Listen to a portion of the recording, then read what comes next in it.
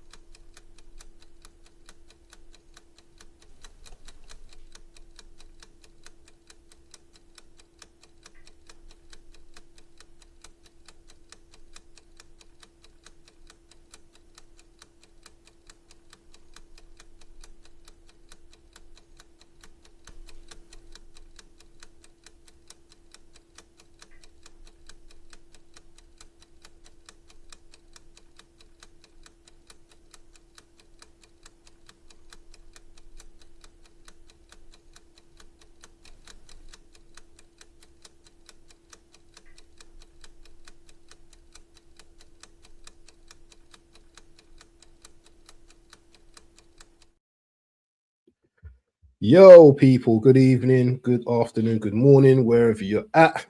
Welcome to the show, Monday Night Madness show tonight. Yeah, people, man. Gonna probably waiting for a few guys to jump into the stream. Should have Gunarican and maybe Tony around in a bit. But before that, we might as well just get on with the show because we've got a lot of things to talk about tonight. Big up to Nems in the building. Shout to Drew Gunner in the building. And he says to make sure you smash the likes on all channels. All the channels will be shared whilst the stream goes along. And obviously, I'm not well today, but it is what it is. We still get the job done. But big up to Gianni in the building, man. How you doing, my bro? Good, man. Great weekend to be a gunner. So can't complain more than that. And yeah, just a good weekend. So I'm sure we're going to get into all the other nonsense that's gone on this weekend. I know Chelsea's going to be in a conversation of what's going on with this crazy. Oh yeah. Definitely. We might have to do a huddle before we talk about Chelsea. Do you know what I mean? Around that little circle thing that we got here. So, but anyway, people, make sure you smash the likes. And do you know what? Let's get into it. I wish Gunarican was here right now. He was in the studio because he was at the game as well. So I wanted to get obviously his analysis on the game, but you know what? Got to watch it on the box. I'm sure you watched the game as well. Mm-hmm. I'll start with my thoughts on the game first because I thought it was a game where we were going to show our upper hand in this game, but it didn't really plan out that way. You know, Everton, they defended really well. Credit to David Moyes and his boys and stuff like that. And there was a scare, from McNeil when he hit the post. Mm-hmm. If that goes in, the game, I think, is a different game. I think we're struggling. We might even lose or even draw that game. One thing about Arsenal is that when we're on it, and, but we're not very clinical at times, are we? We're not a very clinical team. Our strikers are not. Well, we've got one striker that is clinical. But I was going to say we got one. Yeah, we've got one, but he's not used to his best abilities. So, we had Saka, weren't really impacting too much. I'm just going by memory, to be honest, yeah. Mm-hmm. Who started on the right or left? Was it Martinelli? No, it was Saka. Saka started on the right. Madueke was on the left, didn't it? Madueke on the left wing, which was absolutely trash. What did you think of that? What did you think of? It was garbage. All left footers as well. Havertz, Madueke, Saka. Havertz looks lost as usual, playing the striker role. Looks lost as usual. Madueke, we took his best ability away from him. The whole time, when you saw him get the ball on the left-hand side, you saw he wants to make those same moves that he makes on the right, but can't do it because his right foot is not that good. I thought he looked lost on the left-hand side. I was shocked that he tried it because every time I've seen Madueke on the left, it just doesn't look as good as it is on the right. So I was shocked that he made that. I thought Madueke was a lost cause, and actually I thought Arteta hurt him because I said, did you and me talk where I said for me, this game against Everton, Dowman and Madueke should be the two wingers. Madueke should be you said that. Dowman should be starting on the left. Yeah. And I don't know why we handicapped. If anything, you put Sock on the left. He's a better crosser of the ball, and he's better with his right foot than Madueke is. So I thought he did some damage to Madueke's chances of breaking into the team when he's been better than Saka the last few times, if we're being honest. So no, it's not. No, it's not. This is going to pop up later in the show, hopefully. So I'm going to start that for now. We'll talk about that. We'll talk about that a bit later in the show. I just thought that we were stagnant again. Yeah.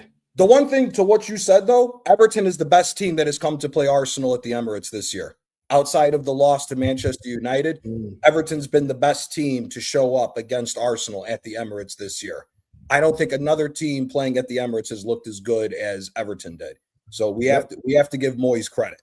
And we all said it was going to be a different game because when we beat Everton earlier in the year, I think it was the start of the African Cup of Nations. So Ndai wasn't playing against us, and he was a problem the whole fucking game. Oh, he was giving everybody the business with dribbling. Yeah, he didn't cross the ball that much, which is good to show that our defense is still there. But in the open play, before he got close to the box, he was giving everybody problems while he was dribbling. Speaking about dribbling, and I rate Ndai heavily, Timber went down with an injury. I think it was his ankle. That got injured, and I was like, just take him off. He shouldn't have started. He shouldn't have started. He shouldn't have started. But anyway, he did start anyway. But my point is, when he got injured, shouldn't we have just taken him off straight away? Because he was down for a little while. But played him on. Apparently, I'm hearing whispers that it might be a groin injury now. So we continue to play him, knowing that he had an injury, and he's come up with another injury. These are the things that are frustrating at times, and people want to say, "Oh, let's be positive all the time" and stuff like that. Yeah, but we know Timber's history, and we know that he's not injury prone. I won't say he's injury prone, but he's prone to injury. That's two different. Two different things. Yep. And where was the caution? Because in Mosquera, I'm not saying is the best right back in the world. I don't know what was going on with Ben White either as well. Ben White, he was warming up. All of a sudden now, Mosquera comes on. And it's just like, now we're in a situation now, we've got a big game tomorrow against Leverkusen. And it looks like Mosquera is going to start that game, when Ben White is the more experienced player. So that's one negative of the game. He's still hurt though, isn't he? White. Who, Ben White? Isn't Ben White still hurt? But I saw him warming up yesterday. He was warming up. How many guys have been warm up that's been hurt? True. Yeah. True. But what did you think of that injury? And obviously, we're going to talk about the Everton game more, but I just wanted to just get the negatives out of the way, because that injury, I think, Ndai, tricky winger on that side, he weren't really, actually, he did put in a few crosses, actually. Yeah, early in the game, he did. Early in the game, he put in a few crosses, but he was dangerous. You can see that, he'd get on the ball, he'd look up and he'd do his little janky, move it inside. But when you take out Timber out of that defense, I don't care who you are, you take him out of a defense, and it weakens our defense. Yeah, exactly. And I don't know, man. I just felt like if we lose Timber in this crucial period of games, because we've got a final, we've got Leverkusen tomorrow, we've got the Caraboa Cup on Sunday. I really think that we might be in trouble if we don't have him available. We need our best right back right now. But that was one of the negatives for me in the game. But did we play well on Saturday? Do you think we played well on Saturday? Be honest. No. So here's the negatives for me, and I wish Tony was here, because as I love Tony, I love Tony to death because he's awesome to talk. I don't know where he is, But and shout out to Tony. I hope everything's okay. Got Tony, man. Yeah, I hope he's all right. But exactly the conversation that we had, where it's not time to experiment. Why were we experimenting? Why is Dowman? I mean, listen, man, I've been screaming for Dowman to be getting minutes. I know he got hurt early in the season and whatsoever. But why is if everybody said that it didn't work, why did Saka get moved to the number 10 position? That was one thing I didn't understand. I mean, obviously, it ended up working out in our favor with Dowman going on to the right and Saka going into the 10, but Saka didn't do anything in the 10.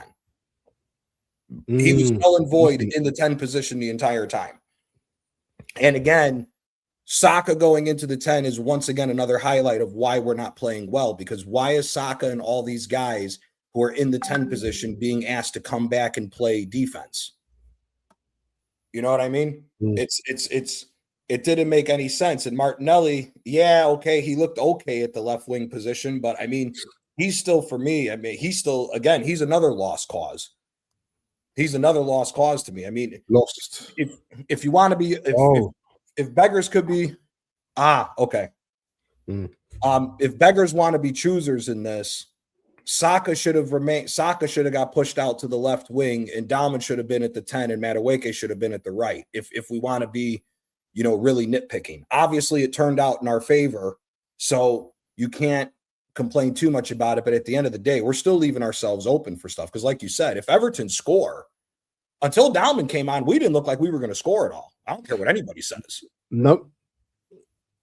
And yeah, that was, I'll have to credit the manager for bringing on those substitutes, because I know obviously, people don't like the manager that much, and I get it. But I just thought, you know what I mean? And yeah, Gunarikan's in the building. Shout to Gunarikan in the building. How you doing, my bro? What's up? Can you hear me? Yeah, we can hear you. Can loud and clear. We're just talking about the game. Sorry, I just need to sort out this layout. We're just talking about the game on Saturday and our thoughts on the game. What was I saying? I've just lost my chain of thought now. What was I talking about? If we're pushing out, if we're going to get the negatives out of the way, the carelessness of allowing Timber to get hurt is the biggest negative of it. And again, like I said, the only reason why I wish Tony was here is Tony told us we can't experiment, but the manager's experimenting.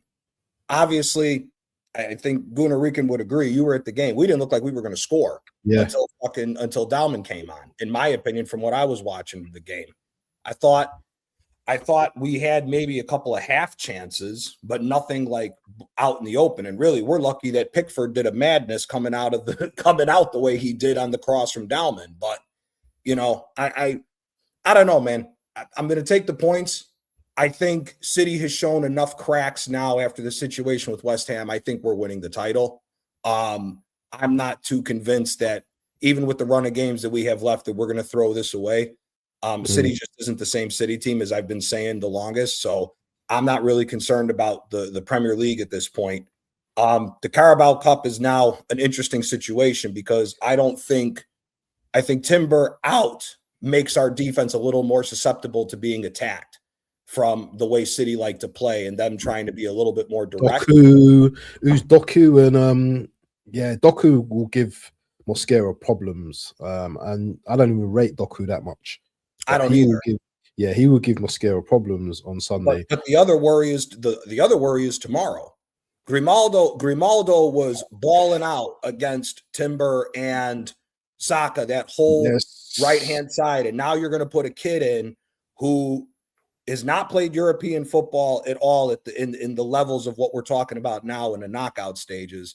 And Mosquera, if we're being honest, while he did do the job to fill in for Timber, Mosquera in a couple of these games has made some rash tackles. Worried that if he's going to get exposed out on that wing against a guy like Grimaldo, who is that tricky, who can get you booked early, as we've seen if you watch the Bundesliga, I'm a little bit worried about that matchup because we are the team that has to take the initiative. Leverkusen's playing with house money in the position that they're at. They don't have to win this game for it to make a big difference for their season. We have to. And when you put yourself in that situation, now all the PTSD from the Sporting Lisbons, the Olympiacos of the world in different competitions come back to worry you in a situation like this. So for me, the big negative is Timber, but I think the good thing is, though, the manager can no longer run from the Dowman question. He can no longer run from the Dowman question. And to be honest with you, like I said, I thought he did a madness by putting Madueke on the left-hand side. I thought Madueke did not look as good as he normally can just because he doesn't have that ability on his right foot to come into the middle on the left-hand side like he can on the right. For me personally, I would rest Saka this game against Leverkusen. I would go with Dowman and Madueke at the top and just go all guns out, let them have free reign, attack them as much as you want, dribble as much as you want, put the ball in the That's box. not a bad shout, you know. Yeah. TK. That's not a bad shout, Gianni. But Guna, Reeks, tell us what you thought about the game, bro. So I had the unfortunate, I guess, the unfortunate circumstance of having gone to the last Everton game, the 0-0 at home. And I don't know why I picked this one. It was a last minute thing. But I'm not going to lie to you. For 88 minutes of that match, I was fuming. I was like, my head was so hot, like sweating. It's cold out there, but I was sweating. I was fuming for 88 minutes. It was awful. And how was the crowd, Gunarican? What could you sense the same kind of frustration from the crowd as well? We were trying that. Like, I think in the beginning, like first half, everybody's up for it. You know, you can barely hear the Everton fans. And the more the game went on in the second half, you heard the Everton fans a little bit more. And there's always that, you know, that group of Arsenal fans who try to get people singing, you know, try to get us going.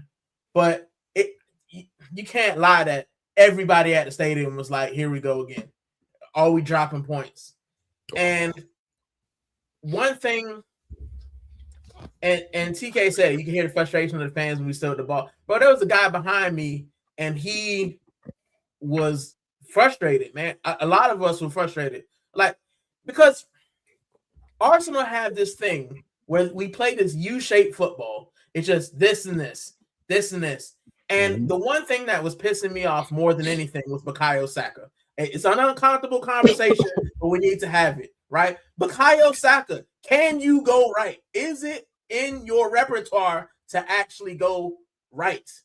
Right? To not fake right and go left, to actually go to the byline. Can you do that?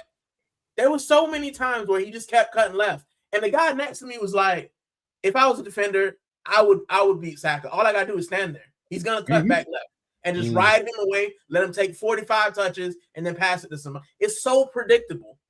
And that's why Dowman was so effective, because you didn't know if he was going to go left, right, straight, at you, feint, do this, right? Bukayo Saka, and let's be honest, Bukayo Saka in the 10 was even more awful. He did nothing. Facts. Right? So we need to have, I love Bukayo Saka. I've got his kit. You know, he's a Starboy, but I don't love him. I don't know about the Starboy anymore. I don't know about the Starboy anymore. We got a new guy. The Starboy is the 16-year-old. Yeah, but that's another conversation for, you know, later. For 88 minutes, it was drab, man. Everybody was groaning. And then Max Dowman came on and we said we might get something. Then, you know, it basically hits in copying the crown jewels. We score and it got loud. But that Max Dowman, man, I'm not gonna lie, that Max Dowman goal, like when he had the ball, we started cheering before the goal even went in. People were screaming. It's probably the loudest I've heard the Emirates since I've been going. And it was just pandemonium. But not only because he scored, because it's relief. You know, even after we scored that goal, when Everton got the corner, a lot of fans, and myself included, are sitting there going, bro, are we going to concede in the last kick of the game? We're going to concede and we're going to drop points. Like, you're just sitting there, you know, with your stomach in your throat. You're just like, bro, how did we even give up that corner to begin with? Right? Why can't we just see games out? And then Max comes on and he does something amazing. And you're just like, you forget it. It's euphoria. The dopamine is at 1,000. I go up and I empty the Emirates. You know, I spend my hard-earned funds, right? But if that match had ended at 88 minutes, I could have flew back to my house. How hot I was, right? But that's football. You spend most of the match, you know, upset. One moment, it takes 7 minutes is what it took to get me from the lowest of the lows to the highest of the highs. Right? That's it. But let's not. Yeah, go on. that guy, I love him to death, and I'm sure you guys do as well. But Mikel Arteta does this thing where every now and then he does something, you're just like, maybe he's learning. And then he does something else where you're just like, nope, same old, same old. I know you like Bukayo. I know you like Martin. I know you like Trossard. But if they suck, I don't like players more than like winning the league. Facts. I don't care if it's Max Dowman, MLS, if we got to grab Nwaneri from France. I do not care. We have to win the league. And if that means dropping Saka, if that means dropping Odegaard, it needs to happen. We need to win the league. Everything else is a bonus. If you want to play Saka in the Champions League and hope for the best, cool. But in the league, we need to win every game. That's the only thing I'm concerned about. Facts. But that's my spiel. I missed all of the 10 minutes, so I just ran. So we're gonna get into Max's goal in a moment, yeah, and obviously the super talent Starboy, in my opinion, right now. But let's not forget about Gyökeres, because he was the one that scored the goal. Obviously, Max Dowman has crossed the ball, Nkapie's assisted, but Gyökeres was there in the right position, because if Gyökeres don't score that, we're going to draw that game. So, you know, he might not have been great when he came on, but something about Gyökeres what people seem to always forget, or I think are in denial, is that in majority of games that we've played this season, whether on the ball or off the ball, he's had some type of impact. Because if he's playing up front, then their centre-backs or their defenders don't push up so much. Because there's been times where he comes off and then we're immediately under pressure. You know, when he came on, immediately, you know, Dowman was getting on the ball. You know, the defenders had something to worry about. Because in the first half, sorry, but Kai hardly offered. Do you know what? He done a couple of good things in the first half, but there was minimal threat, especially in.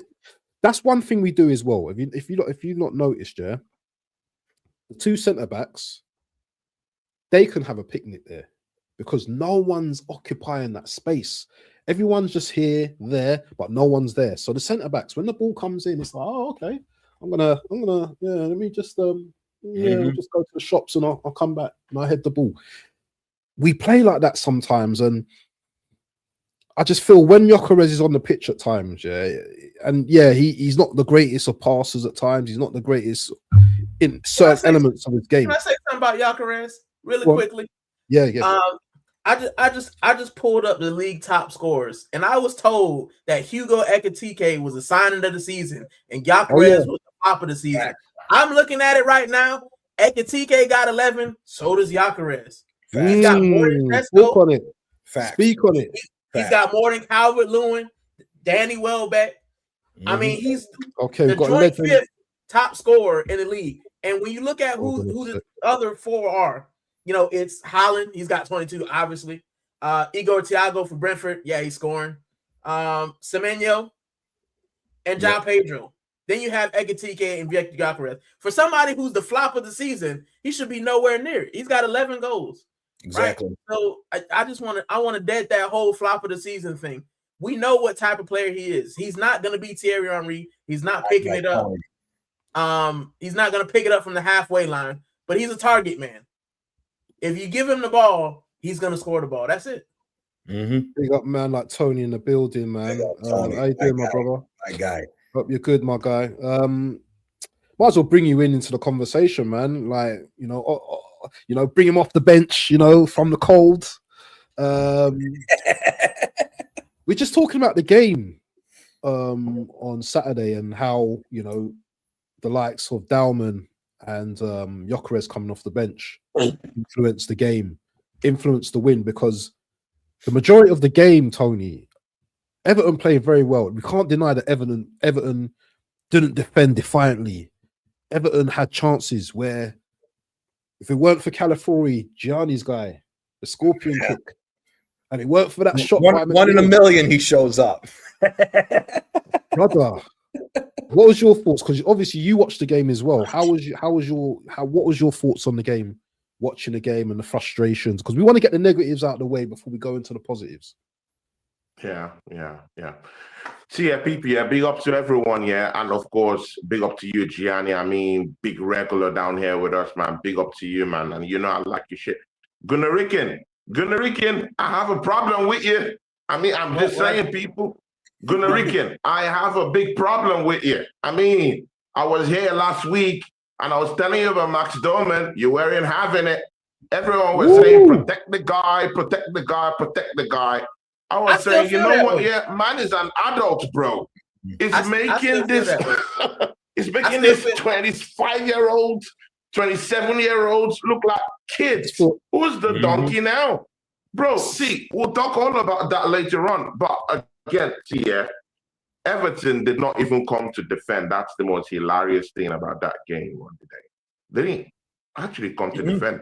I've seen more conservative David Moyes' team come down to the Emirates and defend for their lives. I mean, with West Ham, I've seen him defend against Arsenal with Manchester United. I've seen him defend with Arsenal using Everton at the same time. But again, bro, this was a different approach from David Moyes. Man came to play. There was, I'm not saying that there was a defensive discipline showed by Everton, I mean, very tough team to break. They kept that wall, very, very, protected. But again, they did still find, chances to hit Arsenal on the counter-attack. Even apart from the counter-attack, they found open play chances to actually cave open Arsenal's defense. There was bro, after the first half, they had the best chance in the game, when they hit the post once. People, that other chance that they had when, Calafiori, there's someone that Gianni, we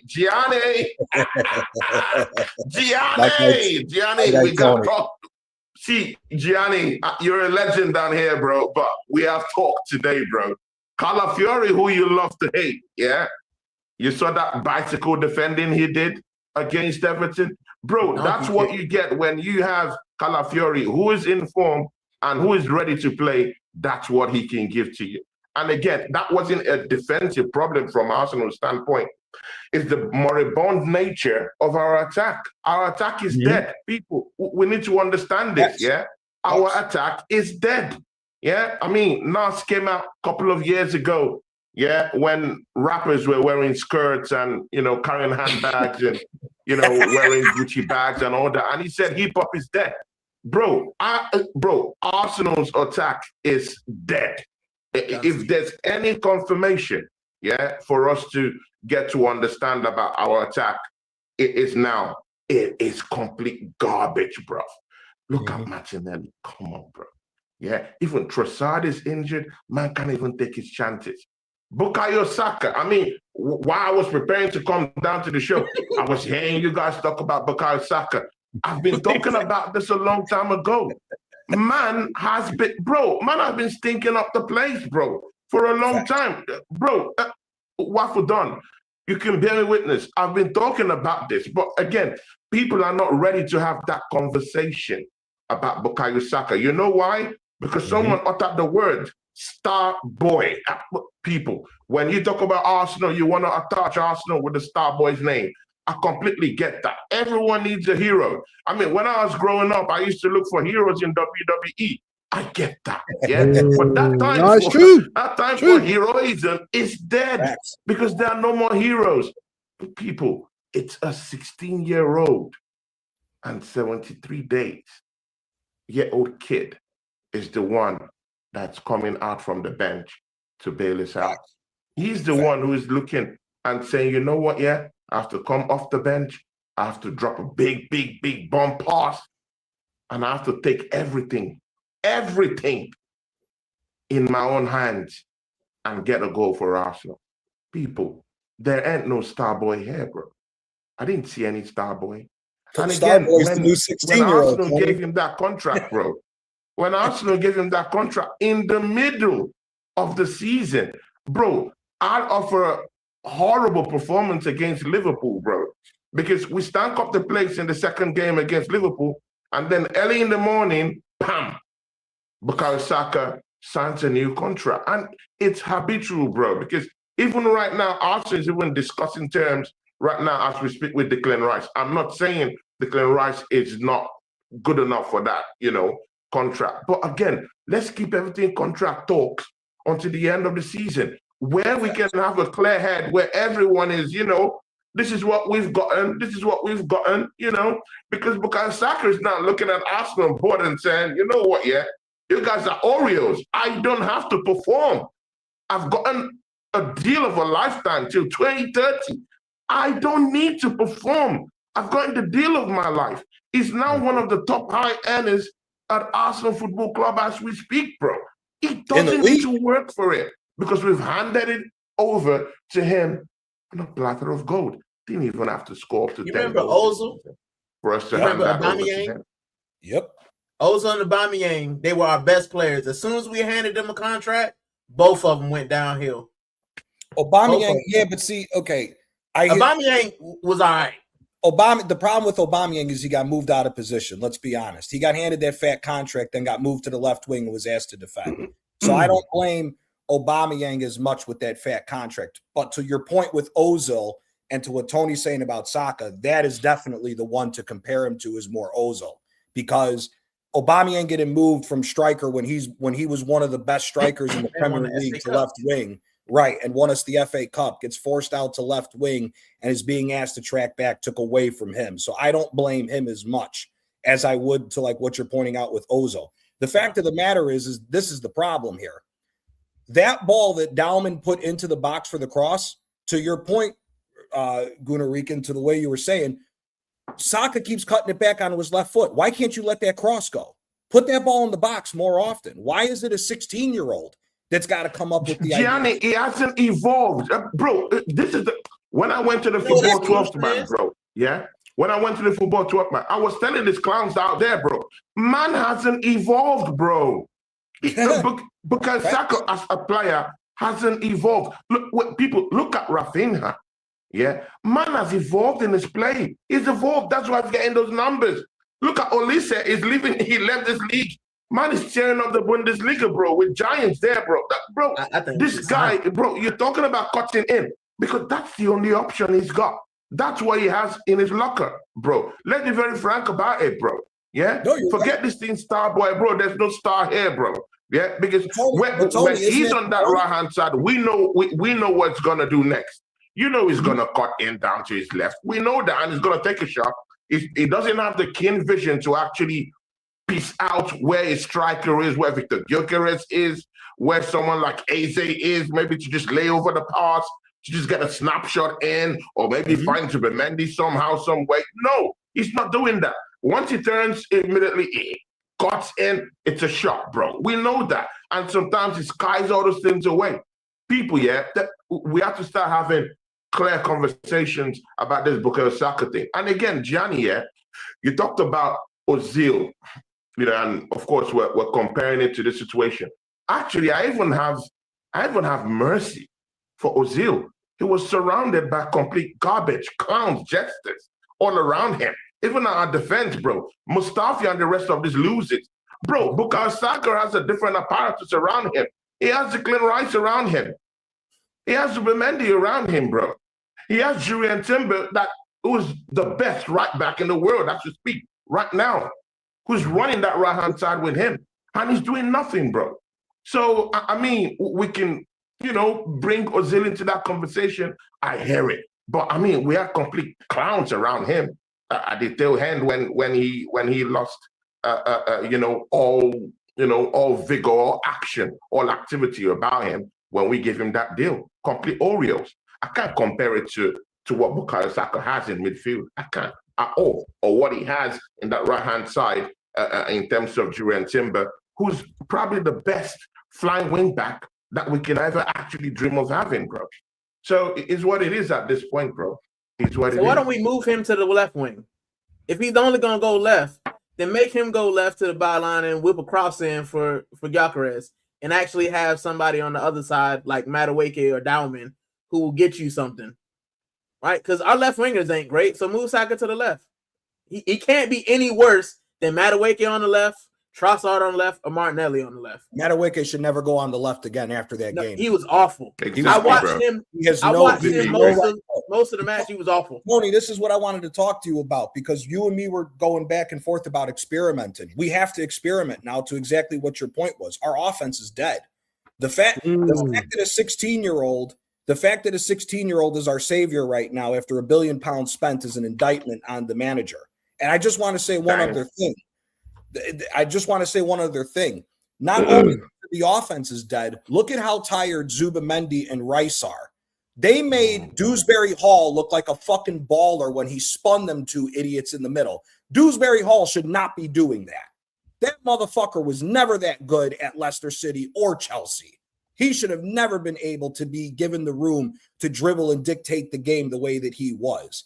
So those boys need a rest. After this League Cup final, them boys are going to need a rest. They're going to have to miss one of these games in order for us to see it out because the tired legs is a problem. Now, is it international after yes, the Caraboa? Yes, but I would if I was Arteta, nobody's allowed to leave the team. I don't give a rat's ass what country. All y'all got injuries.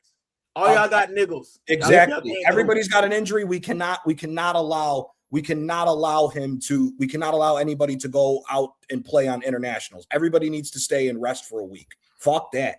Because that was the biggest thing for me because like to what you were saying, Waffle, when Kai Havertz started, Everton's back line had a field day. They won every single aerial ball. Kai Havertz was nowhere to be seen on that. And look how far up Everton's back line was with Kai Havertz starting. As soon as Gyökeres got on, the back line had to take 5 steps further back because they were worried about Gyökeres maybe getting a ball over the top. This is why he needs to start. He's a poacher. And to what both Gunnar and Tony said, Saka hasn't evolved. But what's even worse is, how is the 16-year-old smart enough to cut in on the left, which is what Saka only does, and doesn't cross the ball and put a type of ball like that into the fucking box? That should be happening. This is what we've been saying about Gyökeres not getting the proper service all season. And here's the funny thing about it. Go back and watch the Port Vale game at the beginning of the season. Dowman put the exact same ball over the top to Gyökeres from midfield, and Arteta was pissed that he put that ball in. That's why he got. Oh, you noticed that? That's true, guys. Yeah, go check it. Facts, and that's bro. the point. And Facts. that's the point to why, as much as it's troubling, we need to experiment now. As much as I don't want to experiment, we have to get these guys going. Miles Lewis-Skelly, once again, why can he not break into the midfield to give somebody a rest? That game was calling for Lewis-Skelly as soon as Gyökeres got put on to have some type of creative midfield. I mean, and to what Gunnar was saying, the whole game was this. U-shaped the whole time until a 16-year-old kid came on. It's ridiculous at this point. And I will give Calafiori his props for this game. That was a massive freaking save that he did. But I'm sorry, man. That Ndiaye and what's his name? I'm forgetting the other kid, the kid that hit the post, McNeil. They were having good games. Both of our fullbacks look tired. As much as I do want to praise Calafiori for that scorpion kick save, McNeil was giving him the business. And Dwight McNeil is not a winger in my estimation. Calafiori was one of our best performers in that game. He gave us numbers in the midfield. Apart from giving us numbers in the midfield, it was encroaching deep into the half. And of course, in the final third of that Everton box, he tried a shot on his own. For a fullback, to actually get to such positions, giving us numbers in a place where we don't actually, where our numbers are like complete garbage, like idiots, bro. They're not doing anything, and his numbers there, and he's helping out at the back. What else do you want him to do? And again, we're talking about Kai Havertz here. You know why? You know why he's having a stinker? Because he's doing everything than being a striker, bro. Kai Havertz was playing in right center mid. It was playing in right wing. I'm seeing man defending. I'm seeing man dropping down deep to get the ball to actually encroach, bro. Come on, bro. How do you want the man to strike? Kai Havertz is not even the most physically gifted kind of guy on the pitch, though. So, I mean, all that work rate for what, though? I agree. Do you want him to be a striker? Do you want him to be a winger? Or do you even want, bro, what do you want from him? And again, it circles back to the manager. Exactly. What he's got in this team. And finally, I'm agreeing right now that we might definitely have to start looking for ways to actually start experimenting just a little bit. Just a little bit, bro. I mean, people, I know 50 Cent said just a little bit, but bro, like, literally, we have to do it just a little bit. The one thing that I noticed in the game, because I was bored, so I started watching players and stuff. Right, our defenders had the best chance to get forward passes. Our defenders were the most progressive, and when you look at who we have in midfield, you got Eza, you've got Rice, you got Zubimendi. When you're telling me that Saliba is passing the ball more forward than my midfielders, he's actually trying to break the lines. Gabriel's trying to break the lines. Hincapié is trying to break the line. Like, when our defenders have more space to shoot and create than our midfielders, there's a fundamental problem with our system. There's something wrong with how we play. Another thing that I noticed is we don't shoot when we have space. We have to take 14 touches, and then we allow the defense to come on us. And how many shots did we take where they hit the Everton defender? When you could have taken one less touch. Majority of them. Majority of the shots were hitting Everton. Exactly. And Bukayo Saka is one of the worst people at it.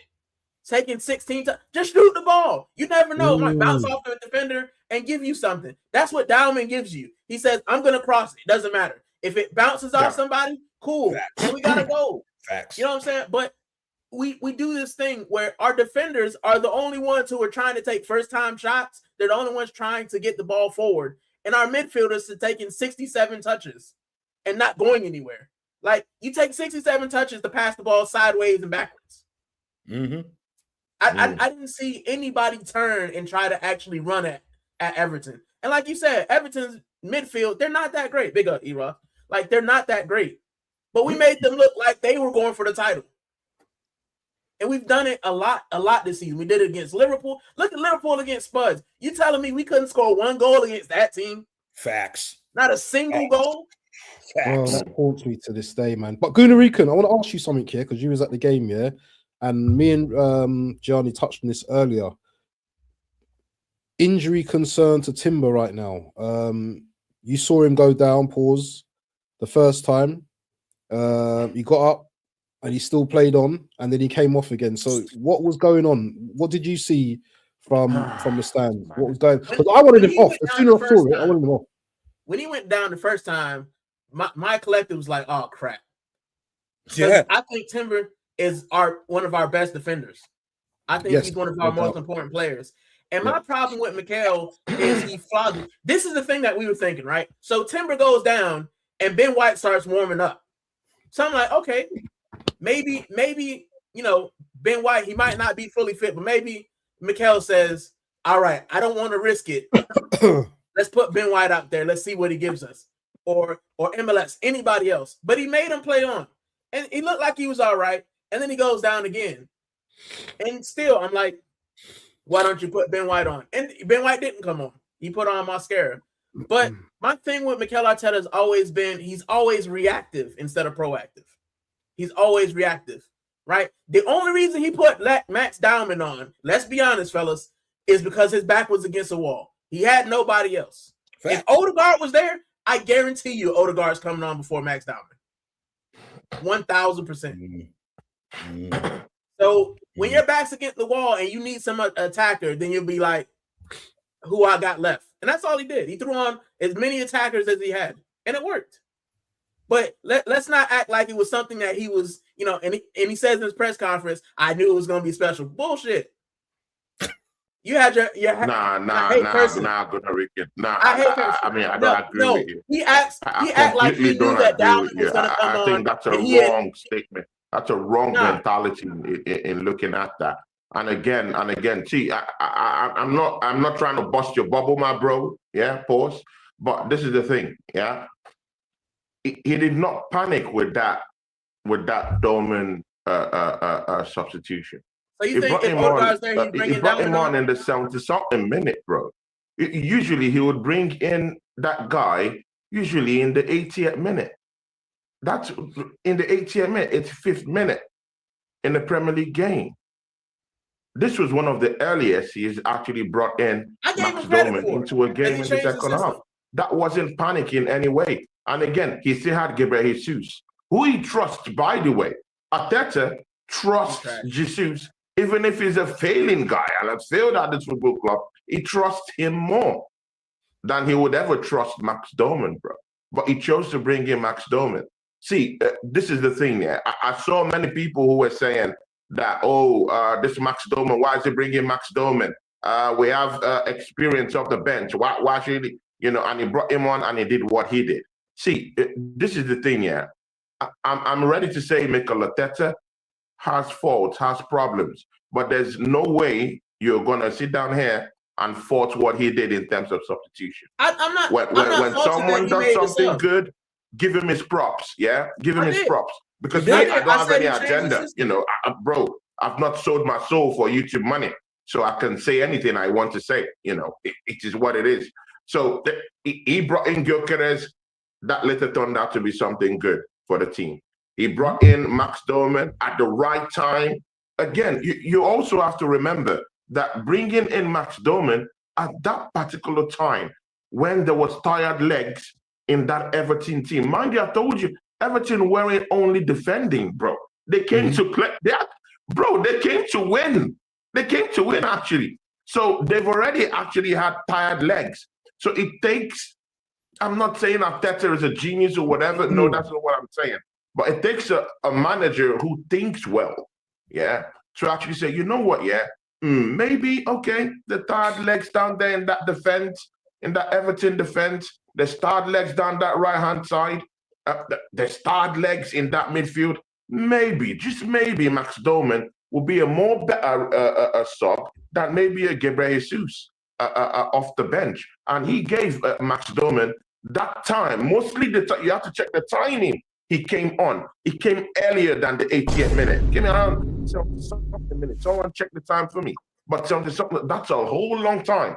And he knows that, that Everton defense already getting tired. They started legs in midfield. And we saw it. When Max Dowman started cooking, I mean, their legs started telling them. I mean, who was the last guy that he took the ball up like he dribbled in midfield before scoring that goal? The guy just collapsed. He didn't get up. He collapsed. Man slept on the field. The tired legs. So it's good for a manager to also, again, one thing I found out is that we have a complete novice in this job. Yeah, but man, Arteta is learning on the job even after 6 seasons. He's learning, bro. He's not a pro. He's learning on the job. So it's what it is. He got the substitutions. He got the substitutions bang on, bro. And that's it. He deserves praise for that, bro. That's what we're doing. I gave him praise. Two things can be true. He made the right substitutions, but he can also make substitutions because his back's against the wall. Those things aren't mutually exclusive, right? At 75 minutes, if you're looking at that and you know that Everton are coming on you, you have to do something.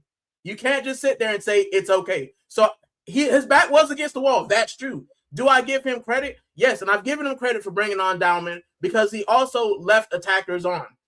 He didn't take Saka off for Dowman. He left Saka on. He took Zubimendi off. I gave him 100% credit for it. I agree. But two things can be true. His back was against the wall, and sometimes if you throw enough crap at the wall, something will stick, right? But if you're Arteta and you're looking at it, of course, he's had no choice but to play Max Dowman. He knows Jesus isn't good enough. He's got nobody else really on the bench. Odegaard's not there. So, yeah, he has no choice but to play Max Dowman. So let's not act like it was a thing that he was like, oh, I'll play Max Dowman on the 80th minute and we'll turn this around. No, his back's against the wall. Every turn on us. Who can I put on who's actually got legs? Who can I put on that I haven't run into the ground? Max Dowman's the obvious choice. And to add to that, who isn't predictable? That's the other point is who isn't predictable. If you throw, listen, if Jesus comes out, we all know where Jesus is getting played. He's getting played at the striker position, not at the wing position. We all know this. We all know this, that Jesus is coming on in the striker position. That's why I give him credit for throwing Gyökeres on. Dowman is the only one that is unpredictable because you don't know what he's going to do. Everybody knows what's happening with Jesus. Like what Tony said about Havertz. Havertz is playing everywhere but the striker position. That's the reason why we haven't won a fucking Premier League before this season. Because he's doing everything but being a proper striker. That's why if you look at everything as a whole, yes, Arteta's back was against the wall. You do have to give him credit because he got the substitutions. But the bigger question is, why weren't these guys playing from the beginning? Saka, for me, I'm sorry. After that Leverkusen game, Madueke should have got the start on the right. Because everybody who talks about Madueke on the left, I'm sorry, man. His right foot is not good enough for him to cut into the middle, coming off the left the way he does on the right. He should never play left wing again. My personal opinion. I've said this time. I'd rather give Gabriel Jesus the left wing than put him as a striker just to see what he could do, because that left wing is the biggest problem for this team right now. And like I said, coming into this game now against Leverkusen, personally, Madueke starts on the right, Dowman starts at the left. I don't give a rat's ass if the kid's 16. We got to win this game. We're the ones that's going to have to take the initiative to go on to win. Leverkusen's playing with house money at this point that they've gotten this far in the Champions League. So can I say something about Madueke? Right? Because I was at the game. Sure, I was watching the pre-match, right? And it's funny Gianni says that about his right foot. So Madueke takes a shot, right? You know how like pre-match they all get the shots at the keeper. Yeah. He takes one on his right foot, bro. When I tell you that ball almost touched me at the top of the North Bank when he shot it, when he did, I'm not lying. When he kicked that ball, I said I already know it's gonna be peak for him to be on the left wing, because he took it from the left wing and he went to score, and the ball went to Narnia. Right? It's probably still floating out there somewhere. So I knew that he wasn't going to be good on the left because, and like you said, Arteta tried to fit square pegs in round holes. Why not try Bukayo Saka on the left? He's lost a step. He's only going to do one move, but at least you got Havertz in there. He can jump every now and then. You know, at least you got Gyökeres in there. He can jump. Like, try something new. But putting Madueke on the left, no, I she never had on the left, to be honest. Yeah, in my opinion, he's the last person we haven't tried. Yeah, I agree. I don't want to see Madueke on the left ever again. I'm sorry. I'm done with that. And the same thing. Now, Saka, the thing is Saka be able to cross. But my problem is with Saka is I think Saka needs to get a fucking break. He needs to sit down somewhere. But how many times do we say the same thing, Gianni? And you know the last game he played? Who's the last game he played? Was it against Leverkusen? Yes. And he was terrible, wasn't he? Yeah. And he got so why is he starting against Everton? This is what I don't understand. This is what I don't understand. He's the captain. No idea. I mean, listen, whether we call it a soft penalty or not, Madueke did his job and earned a penalty. Whether it was a soft penalty or not, he did the job. He got us a penalty. We ended up tying the game, which we got lucky in that game against Leverkusen, if we're being honest with one another, right? That alone should have been giving you the chance to go on for him to play that game against Everton, in my opinion. Eros, I hear it. I don't like Madueke that much either, but you have to give somebody props when they're playing well. Madueke's on a hot streak right now. Like I said at the beginning, Arteta screwed him up by throwing him on the left-hand side. Madueke should have easily been given the starting job for the right wing for this game alone, to sit Saka. Because again, here's the bigger question now. And I'm sure we're going to get into it, but if you run back this same team that you threw out against Everton, Leverkusen is a much better team than Everton is. They are a much better team across the board than Everton is, first and foremost. We're the ones that are the favorites to win the Champions League. If we see that bullshit U-shaped football against Leverkusen, who just earned themselves a draw against Bayern, we're going to talk about Leverkusen next, actually. But if you go into that U-shaped football again with a team that just managed to get a draw against Bayern and actually took some initiative against Bayern, I'm not feeling too confident with that, especially after what we just saw. I'd rather, again, I'm throwing, like what Gunarican says, you throw enough shit against the wall, something's going to stick. At this point, let Madueke and Dowman go direct, get free reign. I would go so far to say, listen, front three, I don't even want you to come back and defend. You three sit up top. We'll get you guys the ball. Madueke, Dowman, do what you want to do. You want to dribble around 5 guys and take a chance? Do it. Gyökeres, I don't want you to do nothing what Havertz just did against Everton. Go get your ass in the box and get ready to start shooting when Madueke and Dowman put the ball in the box. That's all we need to do from this point. And Eze, man, I'm telling you, Eze, I'm trying to give you as much lean as possible. And it's a 50-50 thing with me with Eze. Because Eze, one, is being hit with the same bullshit that Odegaard's getting hit with being asked to come back and defend. He needs to be further up the pitch. It's exactly what Tony said. The offense is going shit. And even with new players, the offense is going shit because we're doing the same thing over and over again. For me, Zubamendi and Rice, sit back and defend. That's all I need you to do. Cover the back line. You could push one of the fullbacks up, have somebody else cover it just to make sure that you're covered. Eze, Madueke, Dowman, and Gyökeres, go do what you got to do. Go create some offense for us because what we're doing with this U-shaped is dog shit. It's real but bad. The problem there is that Declan Rice is not that guy that would naturally want to sit back. Naturally, he would want to run that number 8 role. You know, he would want to. I mean, people already have that at the back of their heads that he's not going to stay that's back. When he's going to Zubamendi try to be in the attack. He's always going to try to, get into the enemy territory, try to drift the ball around. He's never going to be that kind of guy that people think he should be, to just sit back and just soak up all the pressure. Declan Rice is even doing triple jobs, bro. Man even have to defend. Yesterday, bro, man was back there defending heavily for Arsenal. I mean, how do you even want? Yeah, but that's what Zubamendi went off yesterday, didn't he? Bro, I'm not just seeing it, bro. I mean, I'm not. See, yeah. Let's just state the obvious, yeah. Let's just state the obvious, yeah. It's not gonna get better, yeah. Let's just think this out from now to the end of the season. Win the league. And then let's know that, okay, we're going to the transfer window to go get in some killers. Because if we're thinking of using the same team to actually replicate any of this thing we're doing in terms of winning games next season, it's not going to be possible, bro. Because we've used them to the dregs. Rice is knackered because he's covering hella space, bro. Hella space, bro. He's doing even when he's not with the ball off the board, he's covering a lot of space, bro. How do you expect him to, cover offensively, be a focal point in defense, back up the midfield, bro? It's not gonna happen, bro. Even Zubamendi, man, is knackered. All these guys are all knackered, bro, and it's happening all at the same time because all these guys have played how many games now? Declan Rice should be playing something like nearly up to 40 games already, bro. Already.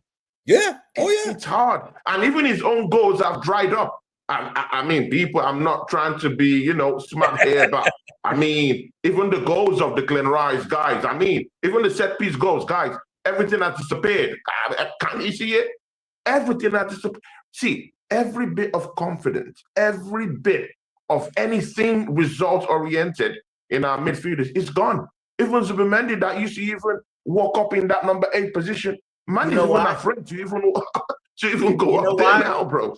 Because their legs are gone. You can't be creative without legs. Guys, we're going a bit off track right at the moment. I really want to stay on track here because there's a question from here, and I want to talk about the Bayern Leverkusen game because we're going to talk about this game, but then we're going to talk about the Caraboa Cup final as well. But as far as I'm concerned, tomorrow is a very important game that we need to get through tomorrow.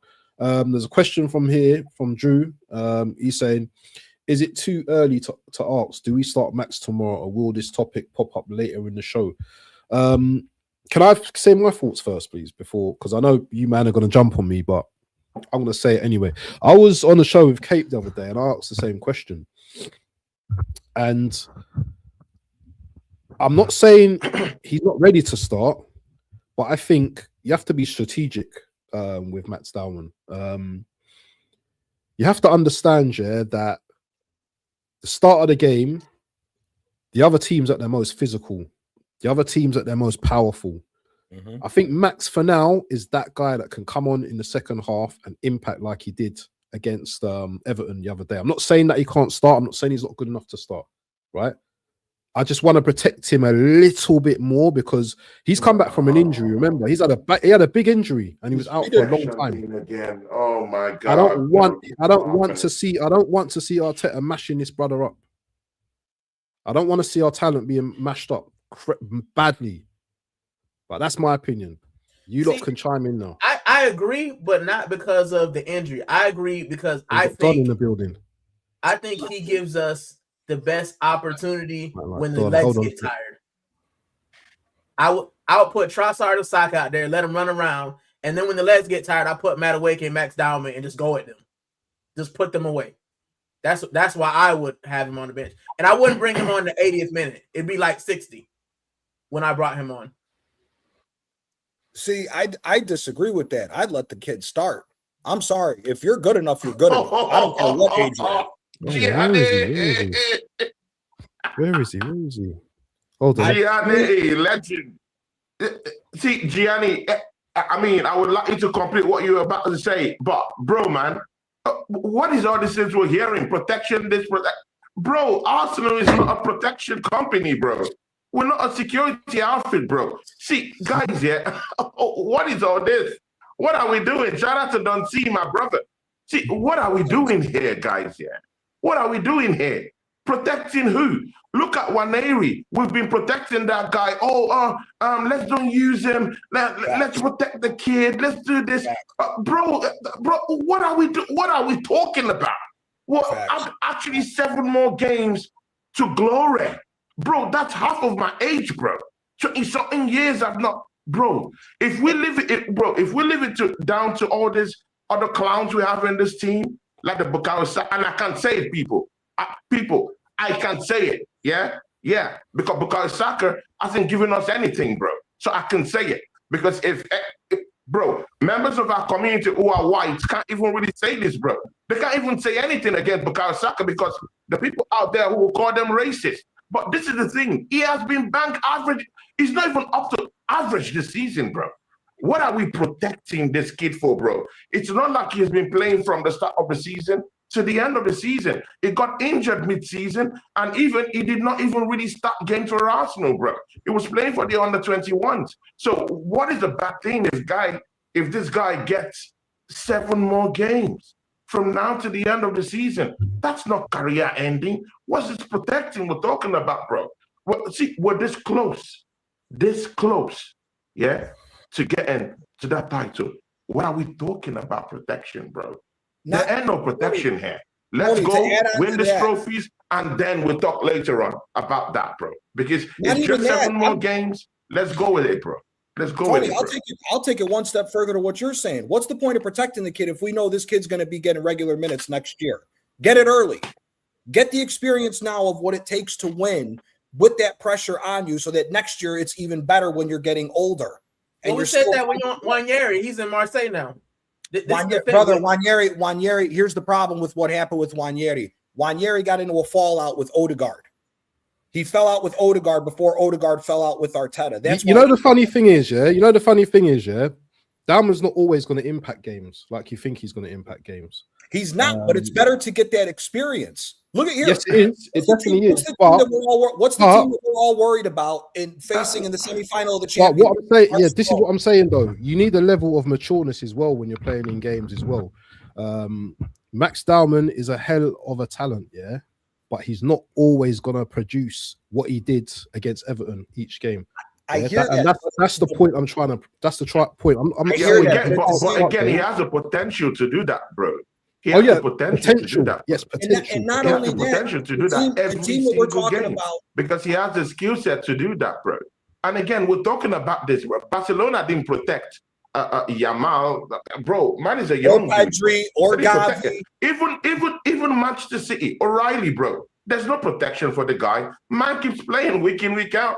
And he's doing quite well for Manchester City. What's his protection we're talking about, bro? Whereas protection taking players like Waneri sold out to Marseille when we need killers down here to help us out win the title, bro. Bro, let's get Max Dowman in, bet him in quite quickly right now because, bro, I saw him put Dujri Hall, bro, on the floor, flat-footed, bro. Man slept on the floor and you're telling me that guy is 16-year-old? Oh, God, you guys have to be kidding me, bro.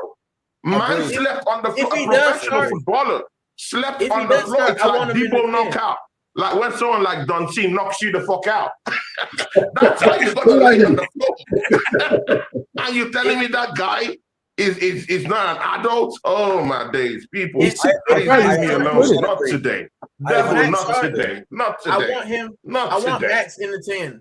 I want Max in the 10 if he starts, because I think he gives you more than Ezra. No, I'm putting Eze in the 10 and Dowman on the wing. I want Dowman on the wing. Down the wing. You being like you guys are saying, him being that young, give him that freedom of ability on the wing with both feet. We've been screaming for that. The same. Saka's got 2 feet. He don't use his right foot. So what Gunnar said earlier, he's scared to go to the touchline and actually try to cross the ball in with his right foot or use it to dribble in along the last line along the goal line. I'm sorry, man. Dowman's got to get the start now. Like what we've been saying about everybody else. Eze had to work his way to get the start over Odegaard, right? Dowman, whether he's been on the bench or not, has earned the start now over the wingers because we ain't getting shit from these guys. The left wing position is the worst position in this team. He needs to start there. Madueke just proved he can't play left wing. Throw him on the right. Keep him on the right. That's all you're going to do. We need you to dribble, put the ball in the box. Eze, play further up the pitch. If you put Eze further up the pitch and closer to Gyökeres, you got 2 goal scoring. You got 2 guys that have goals in them. Stop making guys play like what Tony said earlier with Havertz. Let guys play in their actual fucking positions and not do the jobs of others. That's why we got a problem with everybody being tired. That's why Rice is gassed. Rice is running from one box to the other 95 minutes every fucking game because the number 10's playing defensive when I've never seen a number 10 play defensive in my life of watching football. And Zubamendi's trying to do the same thing, and he's getting confused with the ball at his fucking feet because he doesn't have any legs anymore. Let these young kids go. Fuck that. Barcelona, why is it that Arsenal has to come up with this shit? When we see the team that we're worried about to face in the Champions League is Barcelona. Pedri got thrown out there at 16. Gavi got thrown out there at 16. Pedri, if he's always be Arsenal, bro. He's one of the 3 best midfielders in the world because he got those minutes at a young age. If you want to look at the kid from Bayern, Leonard Carl, 17. They're not fucking protecting him. Throw him out there. Let him get experience because here, if Dowman's our most important player and we win the league with him at the final stretch, right? Now the kid's got the experience. Now you walk into next year with possibly one position that we were thinking about having to spend $100 million on. You got a kid who can already take that position over, and you can look to facilitate the rest of the team so that winning a title this year isn't the only title going forward to where now you got years of success. So again, Carl is a baller, but again, they're not protecting him. He's 17. If you're good enough, you're old enough. That's the rule that they always said. Sure. So my question, Gianni, do you think that Mikel Arteta, if he starts, he will allow Max Dowman the freedom to do whatever he wants? So I think that's an issue as well, because you just talked about Max Dowman pinging the ball over and getting yelled at. So do you think if he starts, he will get the freedom that Bukayo Saka and Martin Odegaard has? If he does, I'm right there with you. If he allows him to be Max Dowman, I'm right there with you. I just don't think that this manager, one, because it makes Odegaard look stupid, it makes Bukayo Saka look worse. Right, and this manager's all about PR, right? Bro, I know what we're saying. Also, as well, we haven't got Timber now, yeah. So when you're starting him now, you're relying on Mosquera and who's another youngster. Who's another youngster that's going to have to get the minutes and get learned to that level now. Yeah, I suppose. It is what it is. And again, but Mosquera has played more minutes. That's the only difference. Yeah, he has, but Mosquera hasn't played minutes at this level and at this crunch time. He was with a shit Valencia team. Yeah, but Mosquera's played more minutes, and that's reality. First and foremost, yeah, Gianni, it's a pleasure to meet you. Big up, yeah, we can big up, Waffle big up, and Claude big up. That's what I'm saying. Look, yeah, you might make some great points. I'm more with Gianni, but it's more like a roulette for me because what you're saying sounds great. You know what I'm saying? With you give him the freedom to play and all of that, he will cook. But then if it doesn't go our way, Arteta would have made the biggest mistake of his life. You see, with me, I do not want to rely on a 16-year-old player to get us through to the next round when we supposedly have the best team in this country. This is what I'm saying, or the best squad. Yeah, having him come on and him start, like compared, it's like this: having a cameo and playing a full 90 is 2 different things. Because having a cameo, you're playing against tired legs. You know what I'm saying? So, like that game, he would always look good. He's got so much energy. He's so enthusiastic. He wants to come in and do his thing. And the goal that he scored is only going to breed confidence. but we shouldn't have to rely on him going forward. Do you know what I'm saying? He's better than Madueke at this age. He is a fantastic baller. But then we saw that in Saka, and look what happened 7 years later. Do you know what I'm saying? More through injuries, being overplayed, just because we have relied on him. Yeah. You see, I want us Arsenal fans to take it one game at a time, or one step at a time, especially with this kid, because he could be a diamond or a diamond that turns into a coal. Yeah, meaning backwards, right? I heard. And the thing is, I'm not disagreeing with you. I'm not agreeing with anyone. This is what I'm saying. I'm more sitting on the fence of whether we should start him tomorrow or whether we shouldn't. But that's a dilemma that Arteta has. I'm happy to be in this moment because I can't tell you the last time I've been so excited. And I'm one of Arteta's biggest haters. I can't stand the dude. I still want him going. But do you know how excited I am to actually be in this position? Because normally we would have gone out of every single cup competitions, or we've relied on one. You know what I'm saying? We put all our eggs in one basket and then the egg turned rotten. You know what I'm saying? I'm so excited to be in Everton. I'm so excited to go into that match tomorrow at home. Yeah. So if anything, like even though it's a draw, right? And I'll give Leverkusen like as much respect as possible, because in that first match, they did to Arsenal what we do to other teams. They scored an early goal from a set piece and then they shut up shop, because there's a reason why they drew 1-1. That drove Bayern Munich. There's a reason. And people are saying that Arsenal played horrible. No. Yeah. Leverkusen allowed us to play that way. We're at their ground.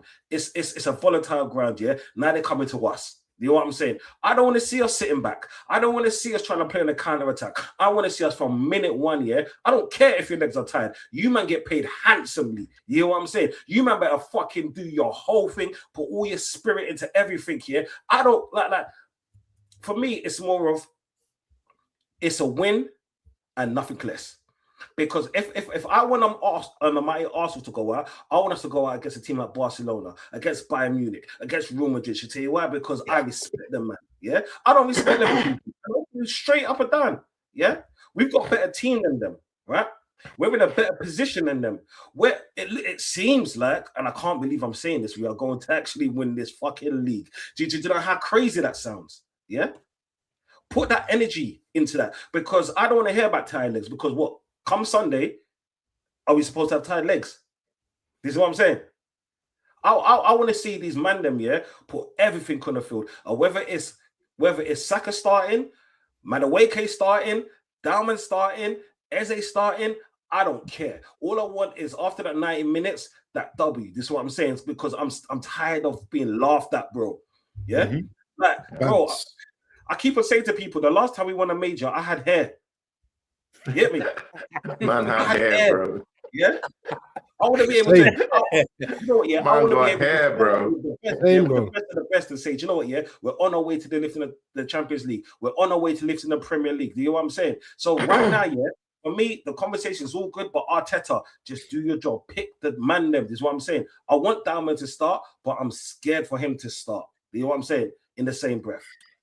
You know what? Can I just I agree with everything you've said, but there's some holes. Pause, people. There's some holes I'm seeing in that argument in some way. I mean, you're talking about energy, bro. Bro, have you looked at the team lately, bro? You talked about energy, bro. Yeah, but when you look at that game, does anyone there looks like anyone that has any leftover energy, bro? Them dudes, all of them are empty from the first one. Completely drained. Bro, we can't go into these games yet, bro. It's just like your car. Dante, I know you have a luxury car.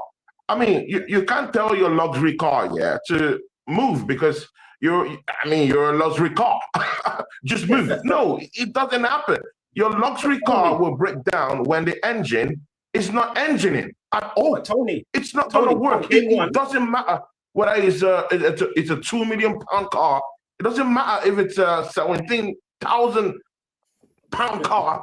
If the engine is tired and there's no energy running through the veins of that engine, it's gonna die, bro. The car. The only way I agree with Dowman, it's not gonna move. So when you're talking about energy, bro, look at the game. There's no more energy. Arteta has run them down to the ground, bro. There's no energy, bro. So this is why me and Gianni are standing on business about this Max Dowman thing. When I was talking about Max Dowman, Gunnar Rican laughed me off just last week, only to go watch him on his channel buzzing about let me ask you a question, Tony. Max Dowman contribution. I mean, see, people, these are the things we see.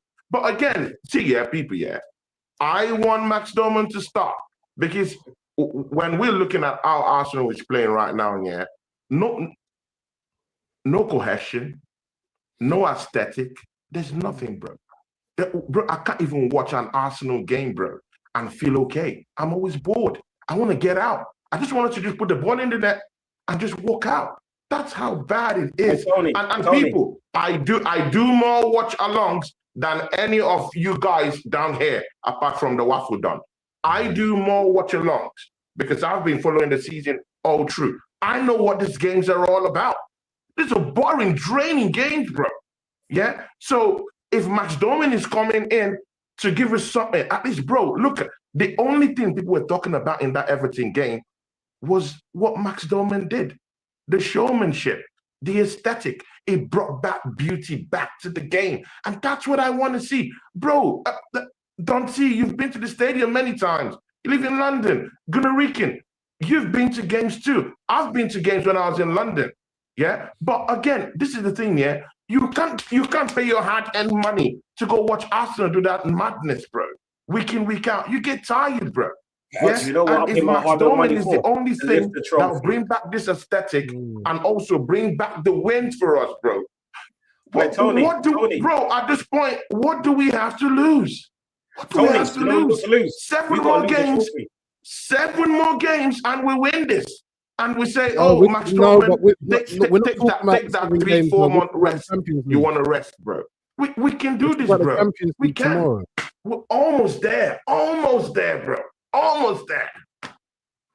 So anyway, I wanted to make a point, So, and sometimes you've got to take the emotions out of conversations when you're having conversations, because we all believe, that Dowman is a special player. We all want him to be the man, But the reason why I agree with Johnny to play him on the left is because the backup in Capier. On the right, I think it's a problem. And I'm talking about the Leverkusen game tomorrow, because Grimaldo, he ran Timber and Saka mad, in the last game, So guys, you got to start thinking a little bit more tactical instead of just like, what Dowman gives us going forward. At the end of the day, we also have to understand, that this team, they ain't got no pressure on them really, So they don't need to worry, So they can go all out attack and do what they have to do, Remember, without Timber, we're weakened in defense, In Capier, I trust him on that left-hand side. The right-hand side, do I trust the Mosquera and Dowman on that side? I don't think I do. I'll be real with you. Unless we're banging 3 goals in that first half and killing the tie in the first half, then that's cool. And that's the only issue.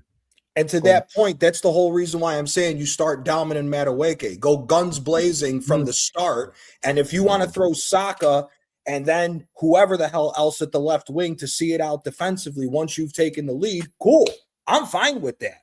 But we got to stop this whole bullshit of U-shaped football and not taking the initiative from the start. Because it's to the point now, Arsenal only takes the initiative for maybe 7.5 minutes? Because they're so run into the ground, as Tony was saying, we have no energy. We look good for maybe the first. Let's even double it. Let's say the first 15 minutes we look good. That game against Everton, we weren't creating chances in the first 15 minutes from the start. We look like shit the whole fucking game. The whole game we look like shit.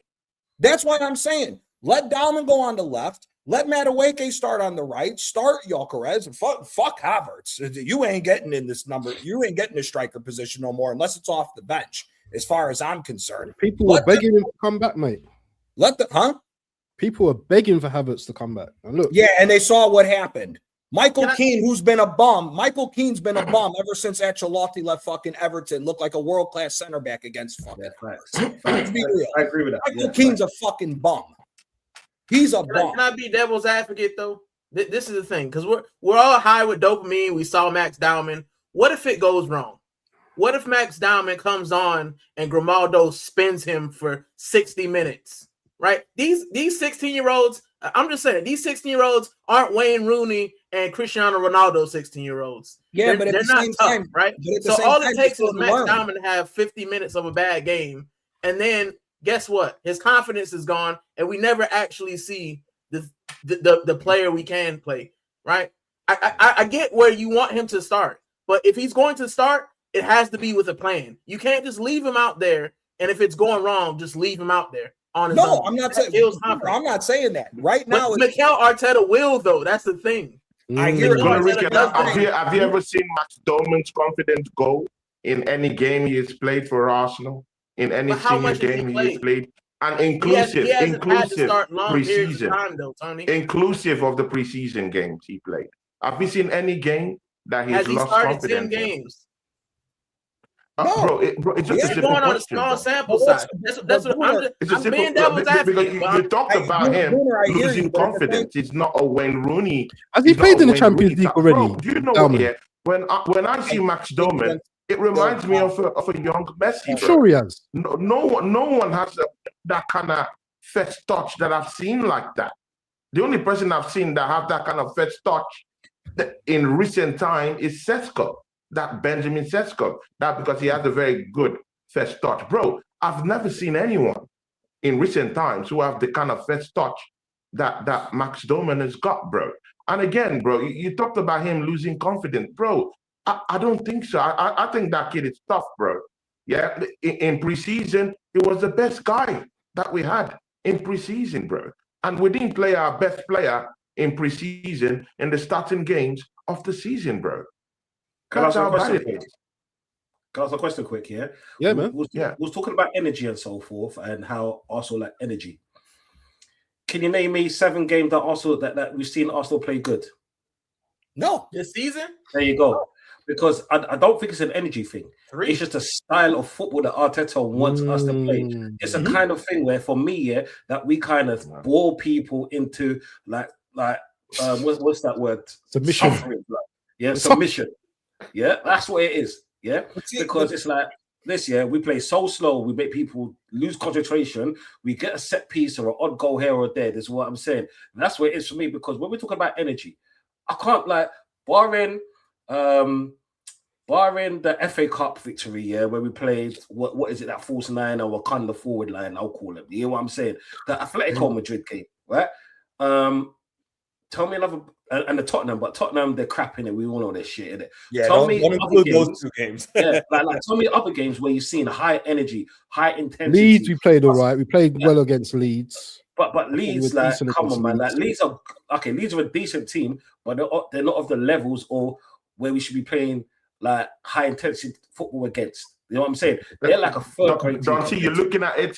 You're looking at it from the standpoint of a collective as a team, and you're not going to find that. However, Arsenal is not a collective team this season. We have individual players who are actually bringing individual brilliance to the game and helping us out. This is where it is. This is where the energy lies since the start of the season, not as a collective, as a team. Okay, then I'll give you examples to that.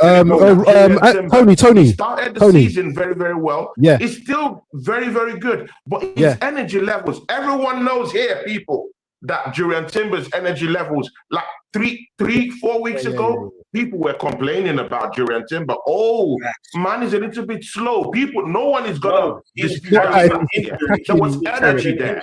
But I want to say it's shipped away. People, Declan Rice, it was always running. People, Declan Rice will run the channels. Man will go defend. Yeah, at the start of the season, man will go for crying out loud. Declan Rice got his first goals this season at the start of the season, bro. That's when he got all the goals he scored. The energy was there. But right now, man is not scoring goals. He can't cover the same kind of in the same capacity he's covering now. The energy is gone. People, take a look at Zubimendi. The way he started the season, it's not the way he's playing right now. The energy is gone. And these are individual players who have brought their thing and brought their spin into the team. If you're looking for an Arsenal that's performing team-wise, bro, the last time we ever did that was in that 2022-2023 season, bro.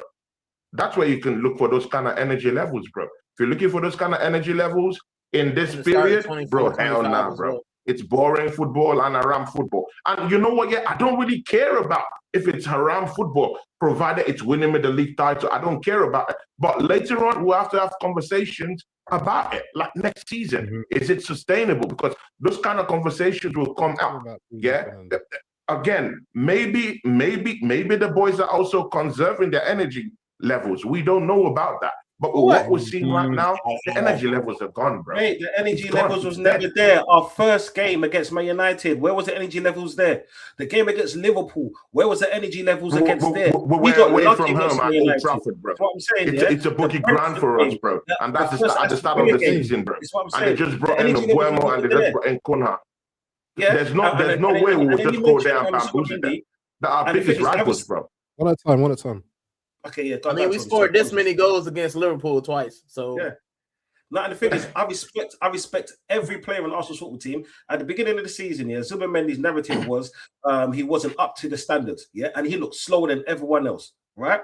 Yuri Timber's last injury 3 games ago, he like 3 games before he got injured, he looked poor because he had an injury, and we didn't have no White, yeah, so he's playing injured. This is why he's the his energy levels looked low. You know what I'm saying? This is why we've slowed. Either way, the energy levels is one gone. thing that we do, yeah. That's it. Either way. Tony, give me 1 second, yeah. There's a reason why we get grade 3 injuries a lot and hamstrings injuries a lot, because we do a lot of running forward and backwards. We don't have the best defenders in the league. We have the best defensive team in the league.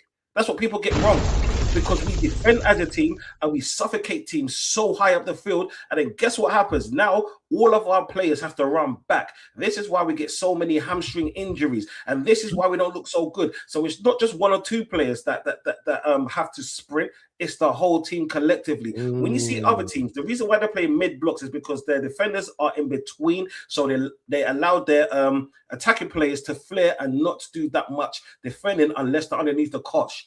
Arsenal defense as a team and we attack as a team. This is why you're getting the same recurrences of injured players in the same. You know what I'm saying? This is why I said to you, tell me 10 matches, just 10, because we played near enough 42 games this season so far, more than Man United will. You know what I'm saying? Fuck Man United, right? Yeah. But why have we got so many injuries to the same players? This is what I'm saying. Players. Because we run so much, and this is why I'm with Rico with the fact of I do not want Dowman to play. I want him to start because he's such an exciting player. But do you know what? Yeah, if I have to take this haram football to win a major trophy, do you know what? Yeah, give me all the haramness that we have. You know what I'm saying? Because I will shamelessly celebrate it and say to the rival fans, you know what, brother? Yeah, was it an haram title? Or was it a title? Who cares? I don't care. Exactly. You know but at the same time, to add to what you're saying, Don C, it's also tiredness because of the lack of rotation, which is what we've been talking about for a few weeks. It's not only the fact that we attack and defend as a unit, it's also because there's no rotation. Again, that game against Everton and a few of these games has been screaming for Miles Lewis-Skelly to get into this fucking midfield, because we need some new energy in the midfield. Here, to what Tony was saying, where everybody's dead.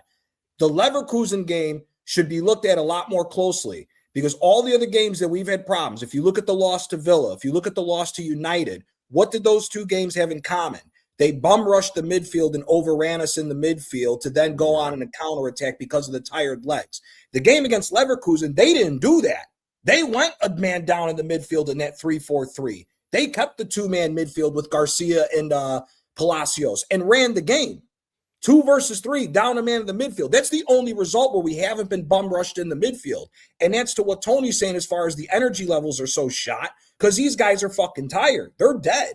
The whole reason, and if they are dead, at least let them do minimal amount of work, which is the reason why I'm saying start Dowman and Madueke and just go crazy. Zubimendi, right, sit back. Can I ask a question? But sorry, let me just quickly say before Guna comes in, yeah? But surely, yeah, isn't that a Rice and Zubamendi thing then? Shouldn't those man be getting rotated? Shouldn't we be playing with maybe Rice or either Zubamendi in games? Brother, everybody needs to be rotated. Who do you have on the bench that has the same quality like them? My question, that was my question. How many minutes has Norgard got? Can anyone answer that question? If it's less than 90, then we know that our manager does not rotate. There's no reason why Norgard. How many games does Zubamendi cost us? Facts. There's no reason he can't play against the lower level teams. He's from Brentford. He captained them. They finished mid-table. Everybody that finished below Brentford, Norgard should be able to get a start. But our manager has not played that guy full 90 minutes. Facts. And that's on the manager, right? Yep. Norgard's fresh. That guy could probably run a marathon and still be fresh. That's is fresh. We ain't seen him either. You've been Wanyeri when we could have used him in the midfield. So there's nobody else to blame but the manager. Yes, they're gas, but he could also rotate better. They don't need to play against Port Vale. They don't need to play against, Mansfield and all Mansfield that bullshit. Town. We don't need to see those guys. Why can't Norgard play? I know that we were so happy that we finished first in the Champions League, but could Norgard not have played against Kairat Almaty for 90 minutes?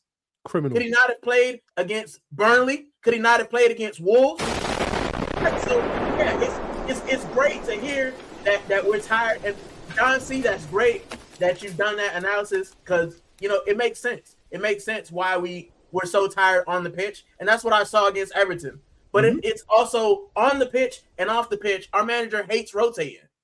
Right. And he said it last year. He said it when we didn't win. I wanted a small squad. But Berta's giving him no other option. You can't complain about a small squad now. You've gotten everything you need. In the beginning of the season, we were gassed. 2 players at every position. Left wing, right wing, midfield. We got 2 players at every position. But guess what? Why are we tired in March? We still got 2 months, gentlemen. We're still in every competition. We were tired, and this is just March. We were tired in January. Let's be honest. We skated through some victories through luck and sheer will. But there's no reason why you look at other teams and they look like they're hitting form and we look like we're dead on our legs from the start and whistle. It's crazy to me. No, I agree. Brother, to your point, there's no team that we've seen in history that hasn't played a full season and not used rotation. That Norgard point is absolutely spot on. And like you said, if we would have went in thin this season like we did last season, this wouldn't be a title race. We'd be shot. We would have been shot if we went in with a thin squad, 100%. And that is the indictment on Arteta. Again, before Don Ciadan, we all said it. The fact that we're talking about and praising a 16-year-old that he has to start to get the offense going is an indictment on Arteta. There's no 2 ways about it. It's an indictment on Arteta. That's the reason why we need to do the rotation. We got to see this out. We have to see this league out. That's why I'm saying I'd want to see these guys get minutes. Norgard, like you said, Norgard, who is it? Was it AFC always just put it in the chat? He's only got 36 minutes. Yeah, it's right there. 36 minutes in the Prem. What the fuck we doing? What the fuck we doing? But guys, I also think that another big problem, that wasn't really envisaged by the management this season was that they never foresaw that we will be challenging on 4 fronts this season. So I think this is coming as a big shock to them. I mean, we talk about them. No, sincerely, personally, I don't even think that Mikel Arteta, was really thinking that we would be in 4 competitions. Bro, what are you talking about, man? By this time. Bro, that's what I feel. Because normally he's always out of all these competitions. By this time, last year, by this time, 2 seasons ago, man he's already out of all these competitions already. So top 4. This depth we're talking about, is it really depth? This is where I'm going to. Is it really depth? Because right now I'm struggling. Injuries. It's injuries, Tony. See, it's not just injuries, bro. It's I think we've slightly overhyped our depth. There's a difference between quality and depth, Tony. I hear it. And that's what I'm talking about.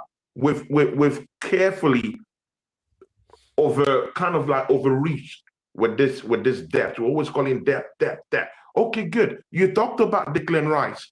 Good. If we're to rotate Declan Rice now, who are we to bring from the bench right now that would do the same thing that Declan Rice is going to do But in that's why terms you of have a quality to manager. bring to the You don't team? need him to do Hey, the Score same goals, thing. cover the okay. same grounds.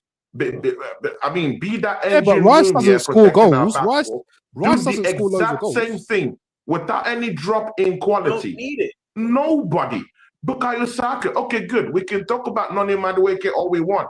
But at the end of the day, Noni Madueke is not even still giving us some certain kind of goals that we really want to be very, very comfortable at Arsenal right now. He's not giving that to us. So at the end of the day, this depth we're talking about, bro, it's not really there, though. There's a reason why Rice is By the way, he started for £100 million. Chelsea.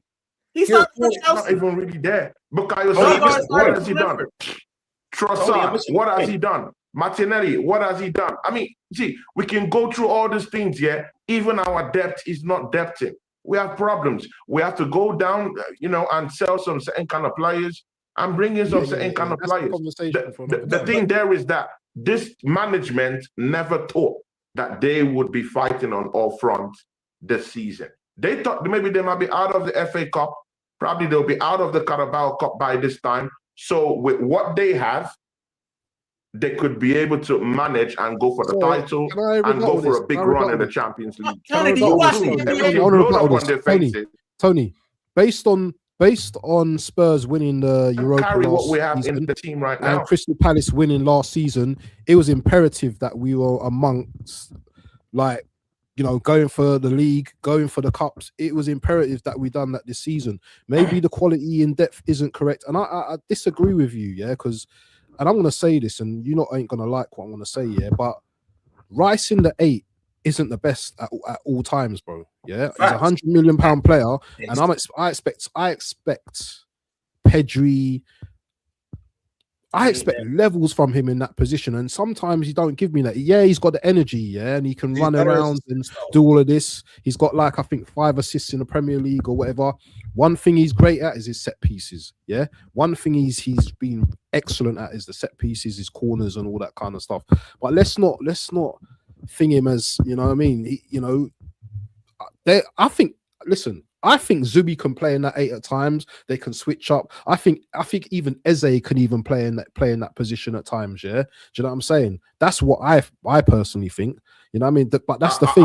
Yeah, and this was the problem. This is what Gianni and you had a discussion about. Is the experimentation earlier in the season, which we didn't do, and now we're thinking of doing experimentation now when it's too late. Players you're calling would struggle in this league. Okay, the players you're talking about will struggle in this league. This is the best league in the world for a reason. Who would struggle? Many legends have come down to this league and completely struggled, bro. Struggled, bro. Tony, I got a question. So let's leave all this talk about Tony, I got a question. Yeah, if he comes down to the Premier League, just 2 touches from a team like Everton, 2 touches from a team like Brentford, I'll be ready to bamboozle, bro. See, this is the best league in the world for a reason. No. With your class, this is not Spain, bro. This is my question. This player Declan Rice has tried to the extent that he can. Was Ben White not a starter? Nah. Was Ben White not a starter? Was Trossard not a starter? Was Norgard not a starter? Was Havertz not a starter? All our bench players were starters somewhere else. So I don't want to hear that they're not good enough. Best 10 in the league is Bruno Fernandes, by the way. Yeah, right. That whole they're not good enough thing, right? If you look at the best teams in history in any sport, basketball, you think that LeBron plays the entire match? No, he doesn't, but they still win games. Why? Because you have players that come off the bench and they don't have to be great. They just have to hold the line. We have more than enough players on our bench that can hold the line. Norgard doesn't have to be messy. Chemistry. He just has to make sure that they don't score against us. Madueke doesn't have to be exceptional. He just has to make sure that we can actually get some chances, right? These guys are good enough. Madueke was starting for Chelsea. I'm not saying that. Again, you're misconstruing what I said. I'm not saying that they're not good enough. These guys aren't good enough. I think they're good enough. But again, I think what was slightly over. I mean, we're just putting the depth in some certain form of pedestal that I don't think that we have right now, or they are at. Who has Right better now. depth than us? Okay. Besides City. Can I quickly say something? Quick, Yeah, please? let Yeah? That's what I'm trying to say. Can I just say something quick, please? Yeah. Okay. Can I just say something quick, please? Yeah. Okay. Martinelli came off the bench. Eze put a ball over the top. He ran and scored a goal. Havertz come off the bench, scored a header.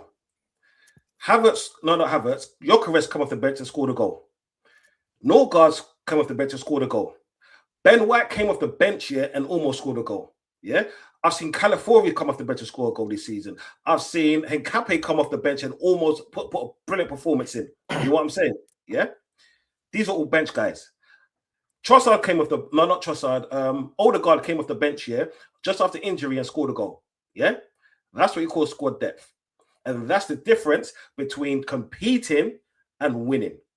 Every single team, we're not lucky to have a Liverpool of last season where you got minimal to no injuries, and we have a beast last season like Salah. We don't do that. We score goals as a team. So you up the team, yeah, the team numbers, you up the goals. Every player that I mentioned came off the bench and scored a goal, and in pivotal moments. This is the difference between having a squad depth, yeah, and having nothing. Last season, the reason why we fell off and the last 3 seasons is because we did not have any squad depth. We couldn't bring on players to change games.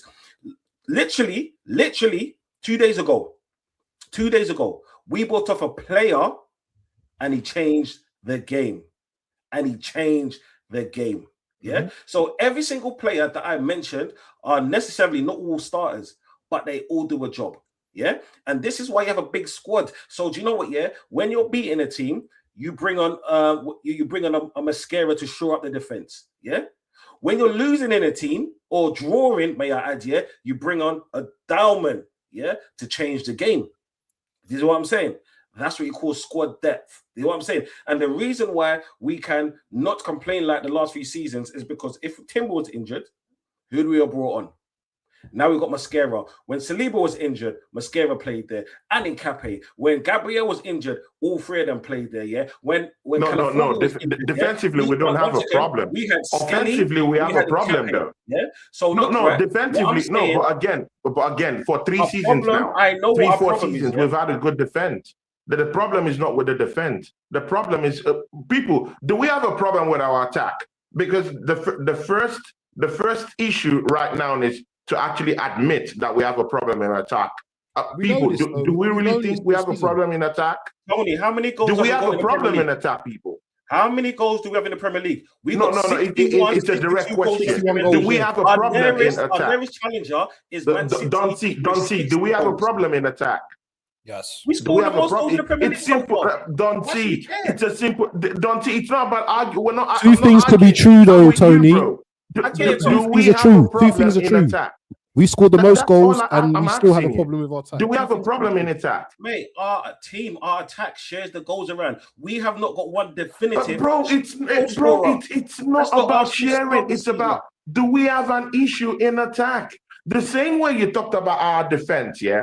Bringing in someone like a Mascara for Saliba. Martinelli, 1 goal. Mascara has been good. He's been great. Every time we've called upon him. Bro, has Jesus been great? Every time off the bench, we've called up for him. Has he been great? That's what I'm saying this. You have to first admit that, we have a problem before I can now say, okay, good, let's diagnose the problem now. So, Don C, I'll ask you again. Do we have a problem in attack? Do you want context? You just want to answer? I don't want context. I want an answer. There you go. See, I'm giving an answer without context. We don't have a problem with attack. Bro, there is no context because right now we are relying on a 16-year-old kid to come and help us in attack. Hey, it was 1 game. But bro, we are relying on a 16-year-old to get us from now to the end of the season, bro. Without him. But I hear what you're saying, Don C. But is this also a situation? We're relying on a 16-year-old to get us over the line against Everton at home. That alone is a big indictment, bro, on whatever we have on the bench attacking wise, bro.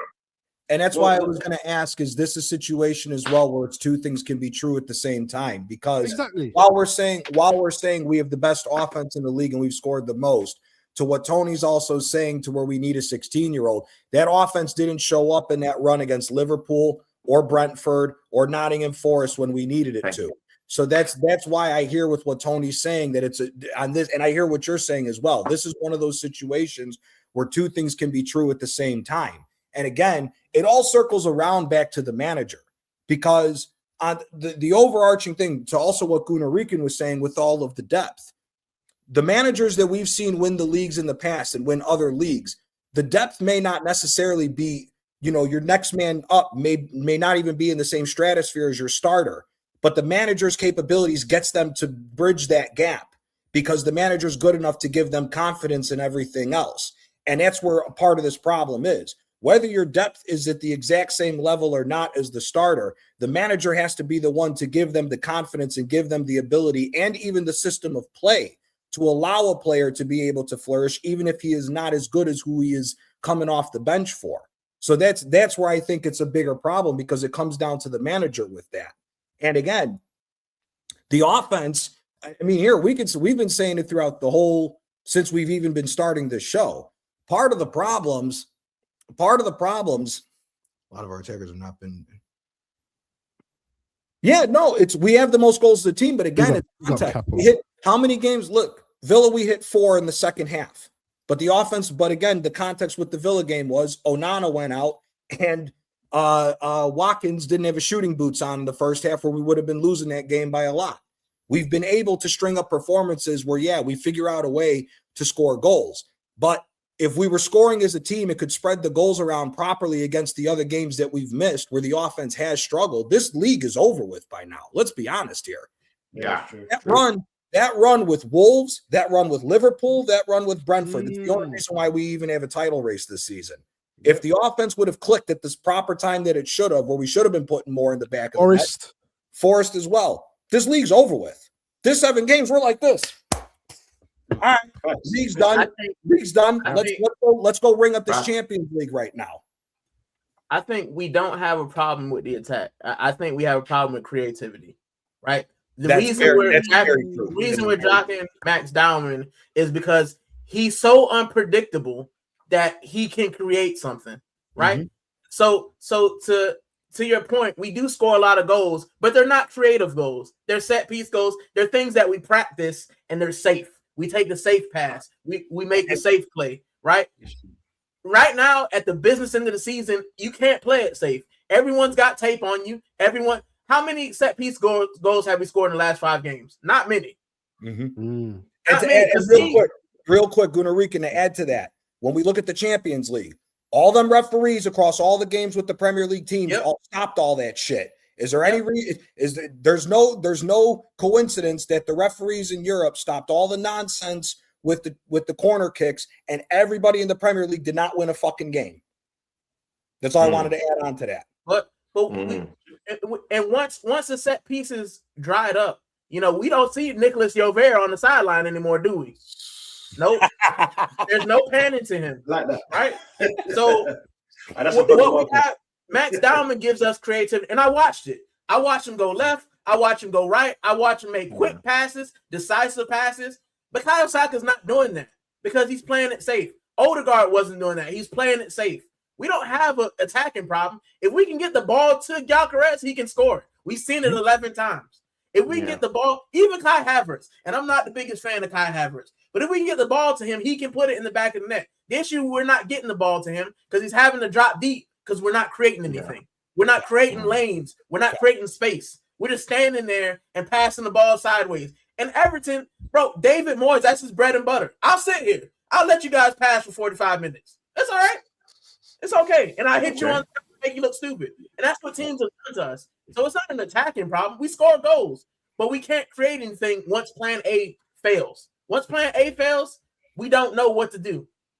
We keep doing the same plan A. Oh, it'll work one time. And that's what Saka is doing. If my first move doesn't work, I'm just going to keep doing it and hope that it works one time.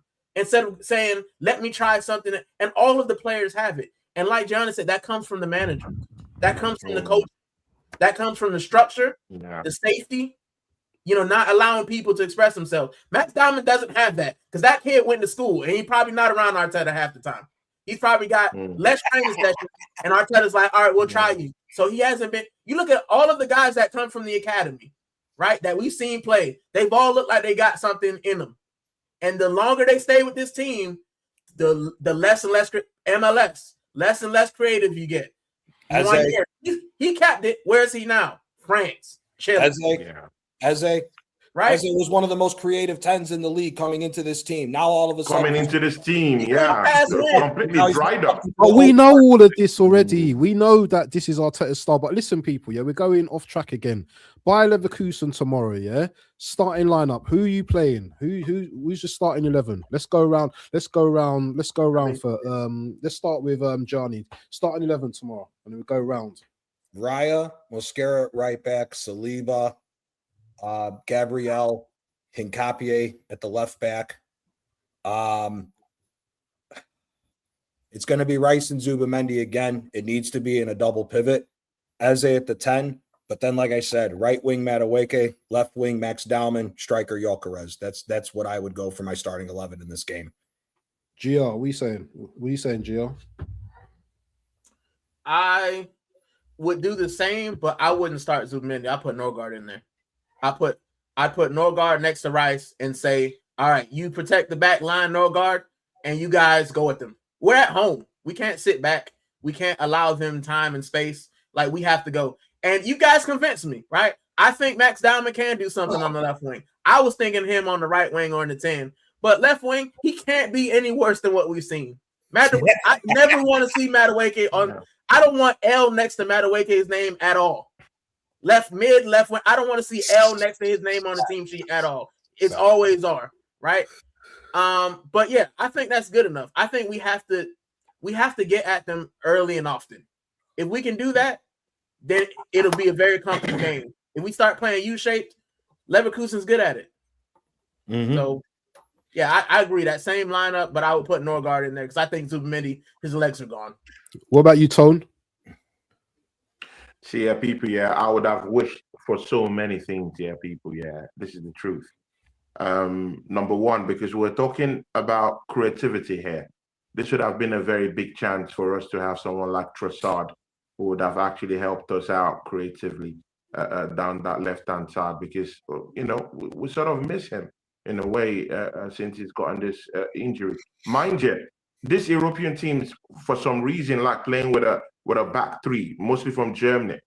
That system is just so popular down there. They're like playing with that a typical back three. When they're under pressure, they turn into a back four, sometimes into a back five, whenever they're in under intense pressure. That's of Bayer Leverkusen I'm talking about. But typically, it's a back three. What does that mean? There will be space down the wings. So we have to overrun them from the wings. We're at home, innit?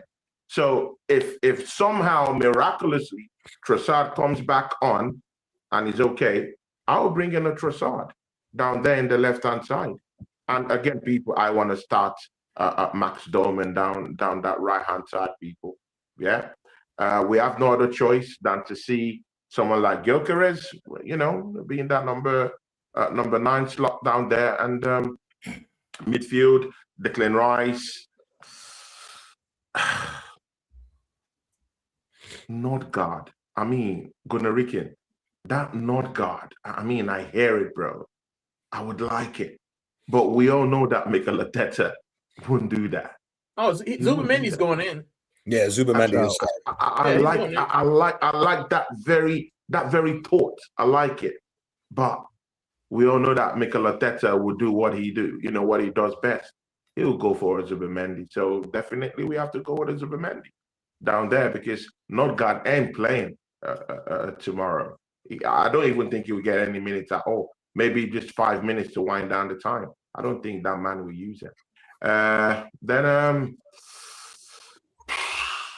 Martinelli would have to be used in the left-hand side if Trossard is in there, but I want to see Trossard. I still believe miraculously. I think Trossard's injured, Trossard's still hurt for another couple of weeks. He's injured. Yeah, he's still injured for a couple of weeks. Is he still injured? Yeah, he's going to be out. Yeah, he's going to still be out.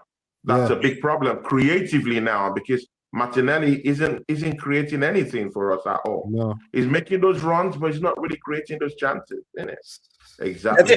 That's Martinelli, the zigzag man. Zigzags backwards, Exactly, doesn't know bro. what the fuck to do with the ball. Exactly, bro. And again, see, people, I'm not taking a pop at him. Yeah, this is the truth. He's making those runs. I'm not arguing that. He's making those runs, but man is not productive at all. He's not getting the goals. He's not actually finding those pocket spaces to actually just drift in and get in. But bro, no, at all. And if he's taking shots, he's putting his head down. How are you taking shots when your head is down all the time? Not Brazilian. Come on, bro. Raise your head up just a little bit. Just He's a little not bit. Brazilian. Take his Back passport. Back four. Saliba, of course, definitely. Gabriel, and of course, in that left-hand side, people see, yeah, will be tempted to go with, will be tempted. I know Gianni will be, I mean, his ears will just pop up right now. But see, Gianni, I'll go with a Calafiore for this one. And I have my reason. Reasons. Someone said it here. I don't know if it's Gunarican or someone said it here that Bayer Leverkusen don't even have to come. They're not going to lose anything. No, I mean, they're at ease in money. This game. They're playing with house money. This is nothing. Who said that? Someone said that here. Bro, that's true. They don't even have to do anything, bro. They can just sit back, ride this lock until the end of the matchup, go into extra time, go to penalties. They don't have to come out. Yeah. We are home. We have to push the game forward. Yes. So, we need that extra man since our attack is a little bit drab. How about that? We need Calafiore bumping down that left-hand side interchangeably with Martinelli doing some damage down the left-hand side, because that's the only time we literally do damage at all down that left-hand side, because Martinelli can't be creative. He can't take shots. He's not finding pocket spaces. We need Ricardo Calafiore to be that extra man in midfield and also be that extra man at the opposition box. He's done that. He did that with Everton in the weekend. He could also do that against a pseudo team that believes in defending too. They can't defend resolutely like Everton or like Premiership sides like Wolves, who will sit back there all their lives. They don't care to just sit back in a low block and do it professionally. I don't think Bayer Leverkusen is that kind of side that can do that very, very well. We can break them. I think they're breakable. They're a breakable team. So if we use Calafiore very well and just give him the freedom to just move in certain directions, help us out in that left-hand side, just maybe Martinelli could get something down there. Down the right-hand side, Benjamin White. And people, see, we could talk about this Benjamin White thing, how he's gone down the pecking order. Again, I've seen him still play even when Duran Timber, has been getting the whole 90 minutes. These days in the team. Benjamin White can still give us something from now to the end of the season. I still think he's still fresh. I'll use him. I'll use him down there just because I think he's more attack-minded than a Mosquera. Mosquera is more defensive. It's only at times he can decide to just bump forward when we really need to. But Benjamin White is more susceptible to actually, he's more susceptible to actually do the attacking thing. And people, why I'm talking about the attack is that we need goals. We need to win.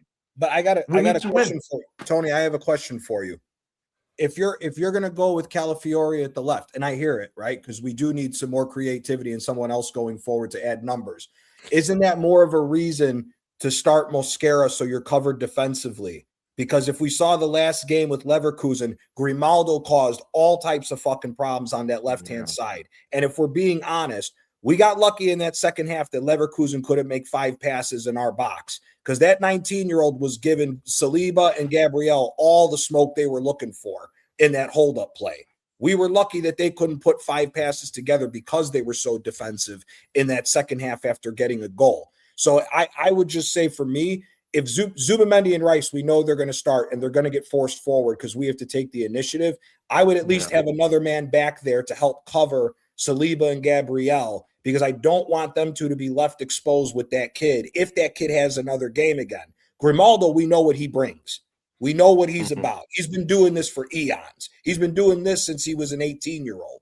So for me, the reason why I'm saying Mosquera is I want to shore up the back line, because my biggest worry is if we give up an early goal to stupidity, now we got problems, because now all Leverkusen there we have the problem. Yeah. Right. That's why for me, I could see it either way. If you want to put Ben White at the right, then go more defensive on the left with Hincapié. If you want to go defensive on the right and start Mosquera, then go offensive with Calafiori on the other side.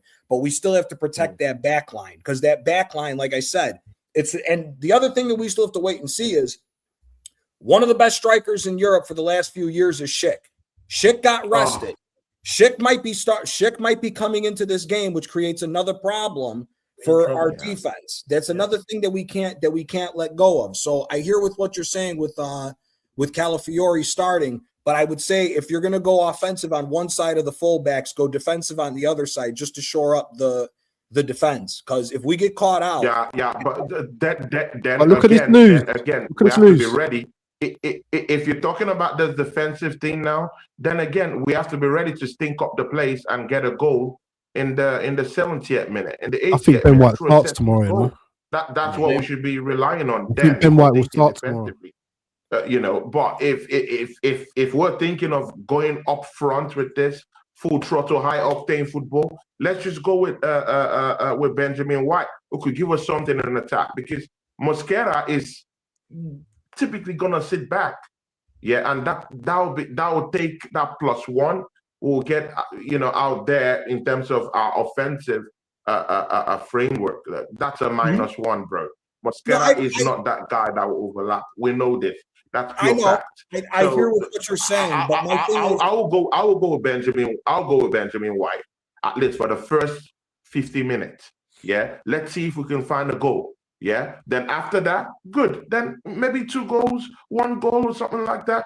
Then maybe you could just decide to just stink up the place, bring in Mosquera in the second half, close up that place, bring in Declan Rice a little bit more deeper. He shouldn't be running more often in that number 8 position. Just sit back, double pivot with Zubimendi, and just protect the back 4. Just be that extra guy protecting our defense against that Chief guy or even Grimaldo. Again, it depends on how the manager looks at it. And again, Don, what's your team? We are home.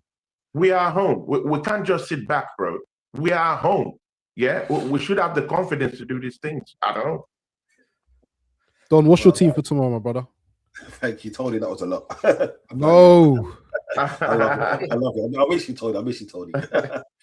Okay, big ups, man. Ryan in goal. On the left, I'll have Hincapié, Saliba, Gabriel, and Mosquera. Yeah, this is my team, not what I know Artist is going to pick. I'll have Rice as the only pivot. Yeah, because people forget, if we're going all out attack, we don't need Rice, Zubimendi, Rice, Norgard, or Zubimendi. We don't need that. Yeah, we are at home. We are at home. You know what I'm saying? Yeah? On the wings, we're gonna be overrunning. I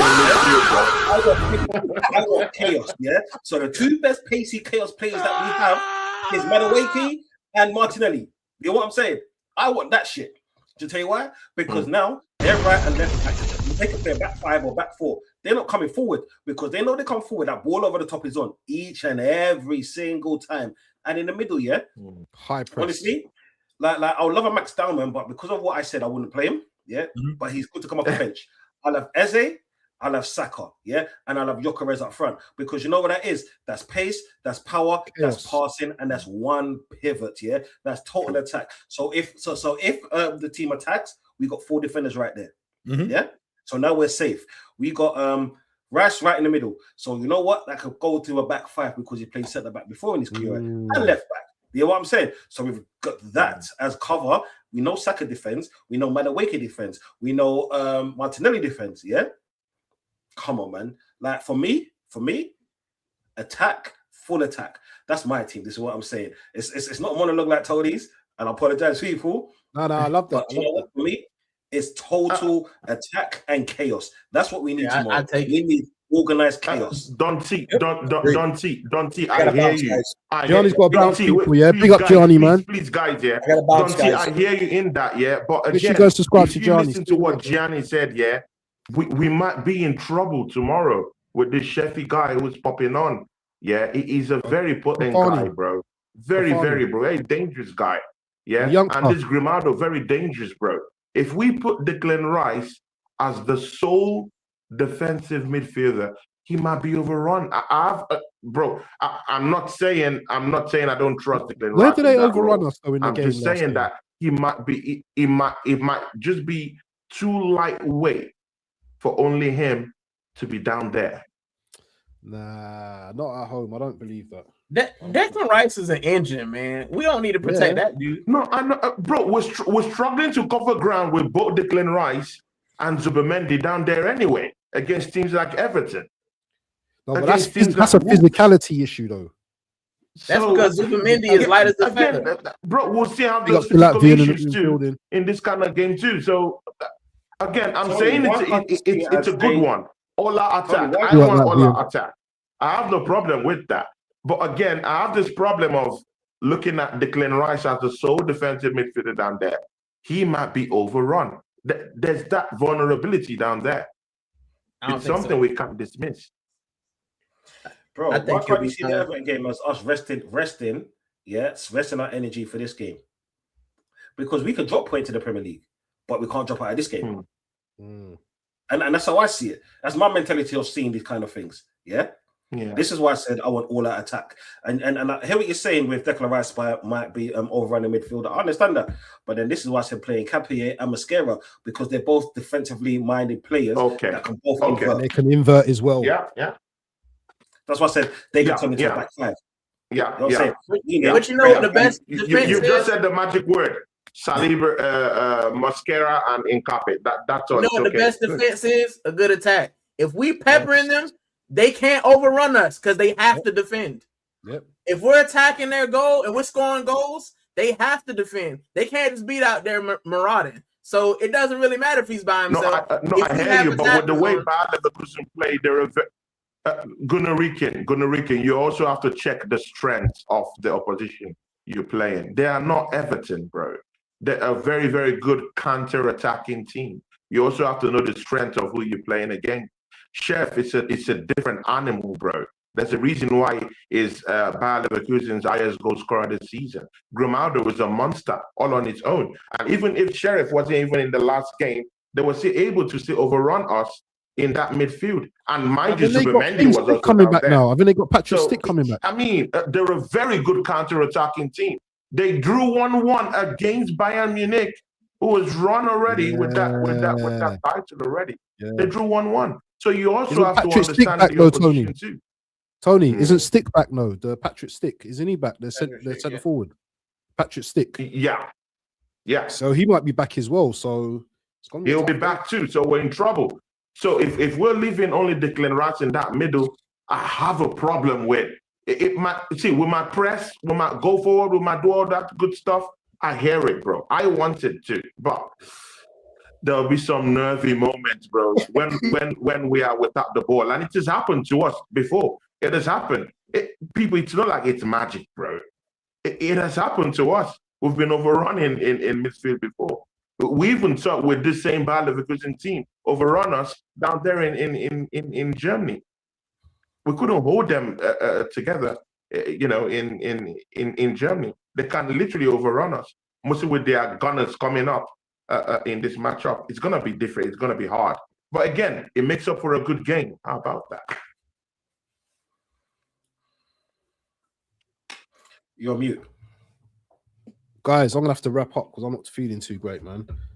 I could be here for 3-4 hours, man, but I'm not feeling well. People, let the people know where they can reach you, man. Then let's get out of here. Anyone can go first. Yeah, people, Conversation TV, man. This is what I'm saying. I'm still a baby in this game, but yeah, I'm getting my followers up one by one. This is what I'm saying. One weren't built in a day, but I'm here. But I want to shout out to every single person that's on this stream. This is what I'm saying. Rico, like Rican, right? It's a pleasure to meet you. And what I'm saying, Giovanni, that was here. Like Waffle, we need to do a stream. It's been too long, yeah. And Tony, you know it's been a long time, and you know all that chocolate up. You see, people, we don't realize it. Me and Tony will always go back to back. I miss you, bro. It's not about love, but make sure you're liking and subscribing. This is what I'm saying. Liking and subscribing. Yeah. Gunarikian, tell the people where they can find you, my bro. Yeah, I mean Gunarikian TV on all socials. I'll be back doing the build up for tomorrow's game, but I don't do watch alongs because the dopamine gets me sometimes, and I don't want to get canceled. So yeah, so I'll be on the preview. And then I'll be back for the midweek Mazza on Thursday. Where just waffle about sports. So yeah.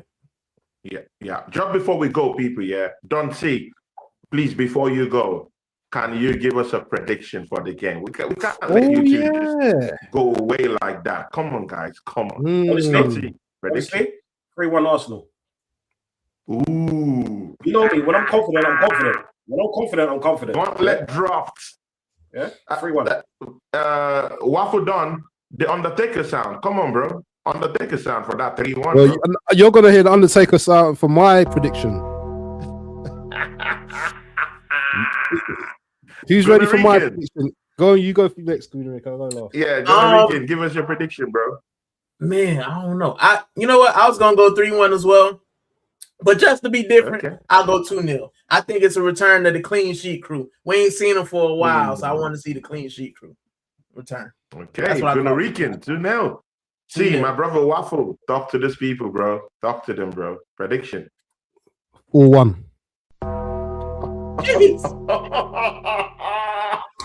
Yokeres braced. Another one. Yokeres braced.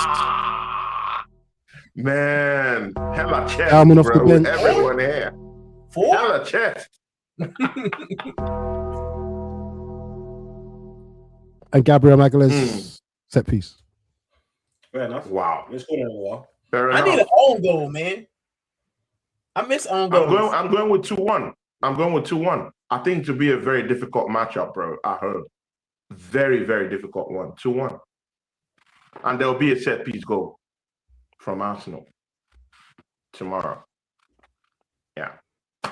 All right, guys, let's wrap up. Yeah. Thanks for joining us today. Big up to you, Gunarican. We're not forgetting, of course, Joe, who was down here with us. And of course, Don C. Big ups, my brother. Big up, Don See, C, people, in case you don't know, me and Don C worked at Sarcasm TV. He's still doing the show down there. You know, great brother to work with.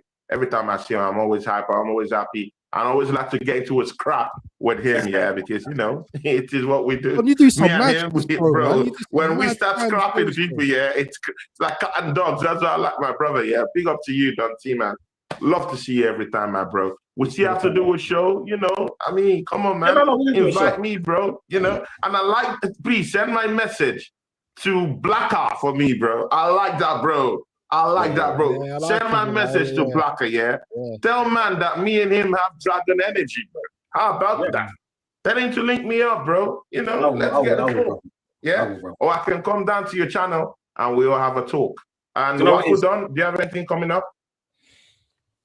No, I don't actually. I'm going to be chilling, illing at the moment. I'm supposed to do a watch along tomorrow. I don't know if I'm going to do that tomorrow with Kate, but yeah, I'm about, man. You know me, man. I do my shows, man. But don't worry about me, man. This is the big show on the Monday that we love, man. So big up to everyone, and big up to my co-host Tony as well. I need to go to Big up to people, yeah. Thank you for joining, and we are out. Peace. Peace.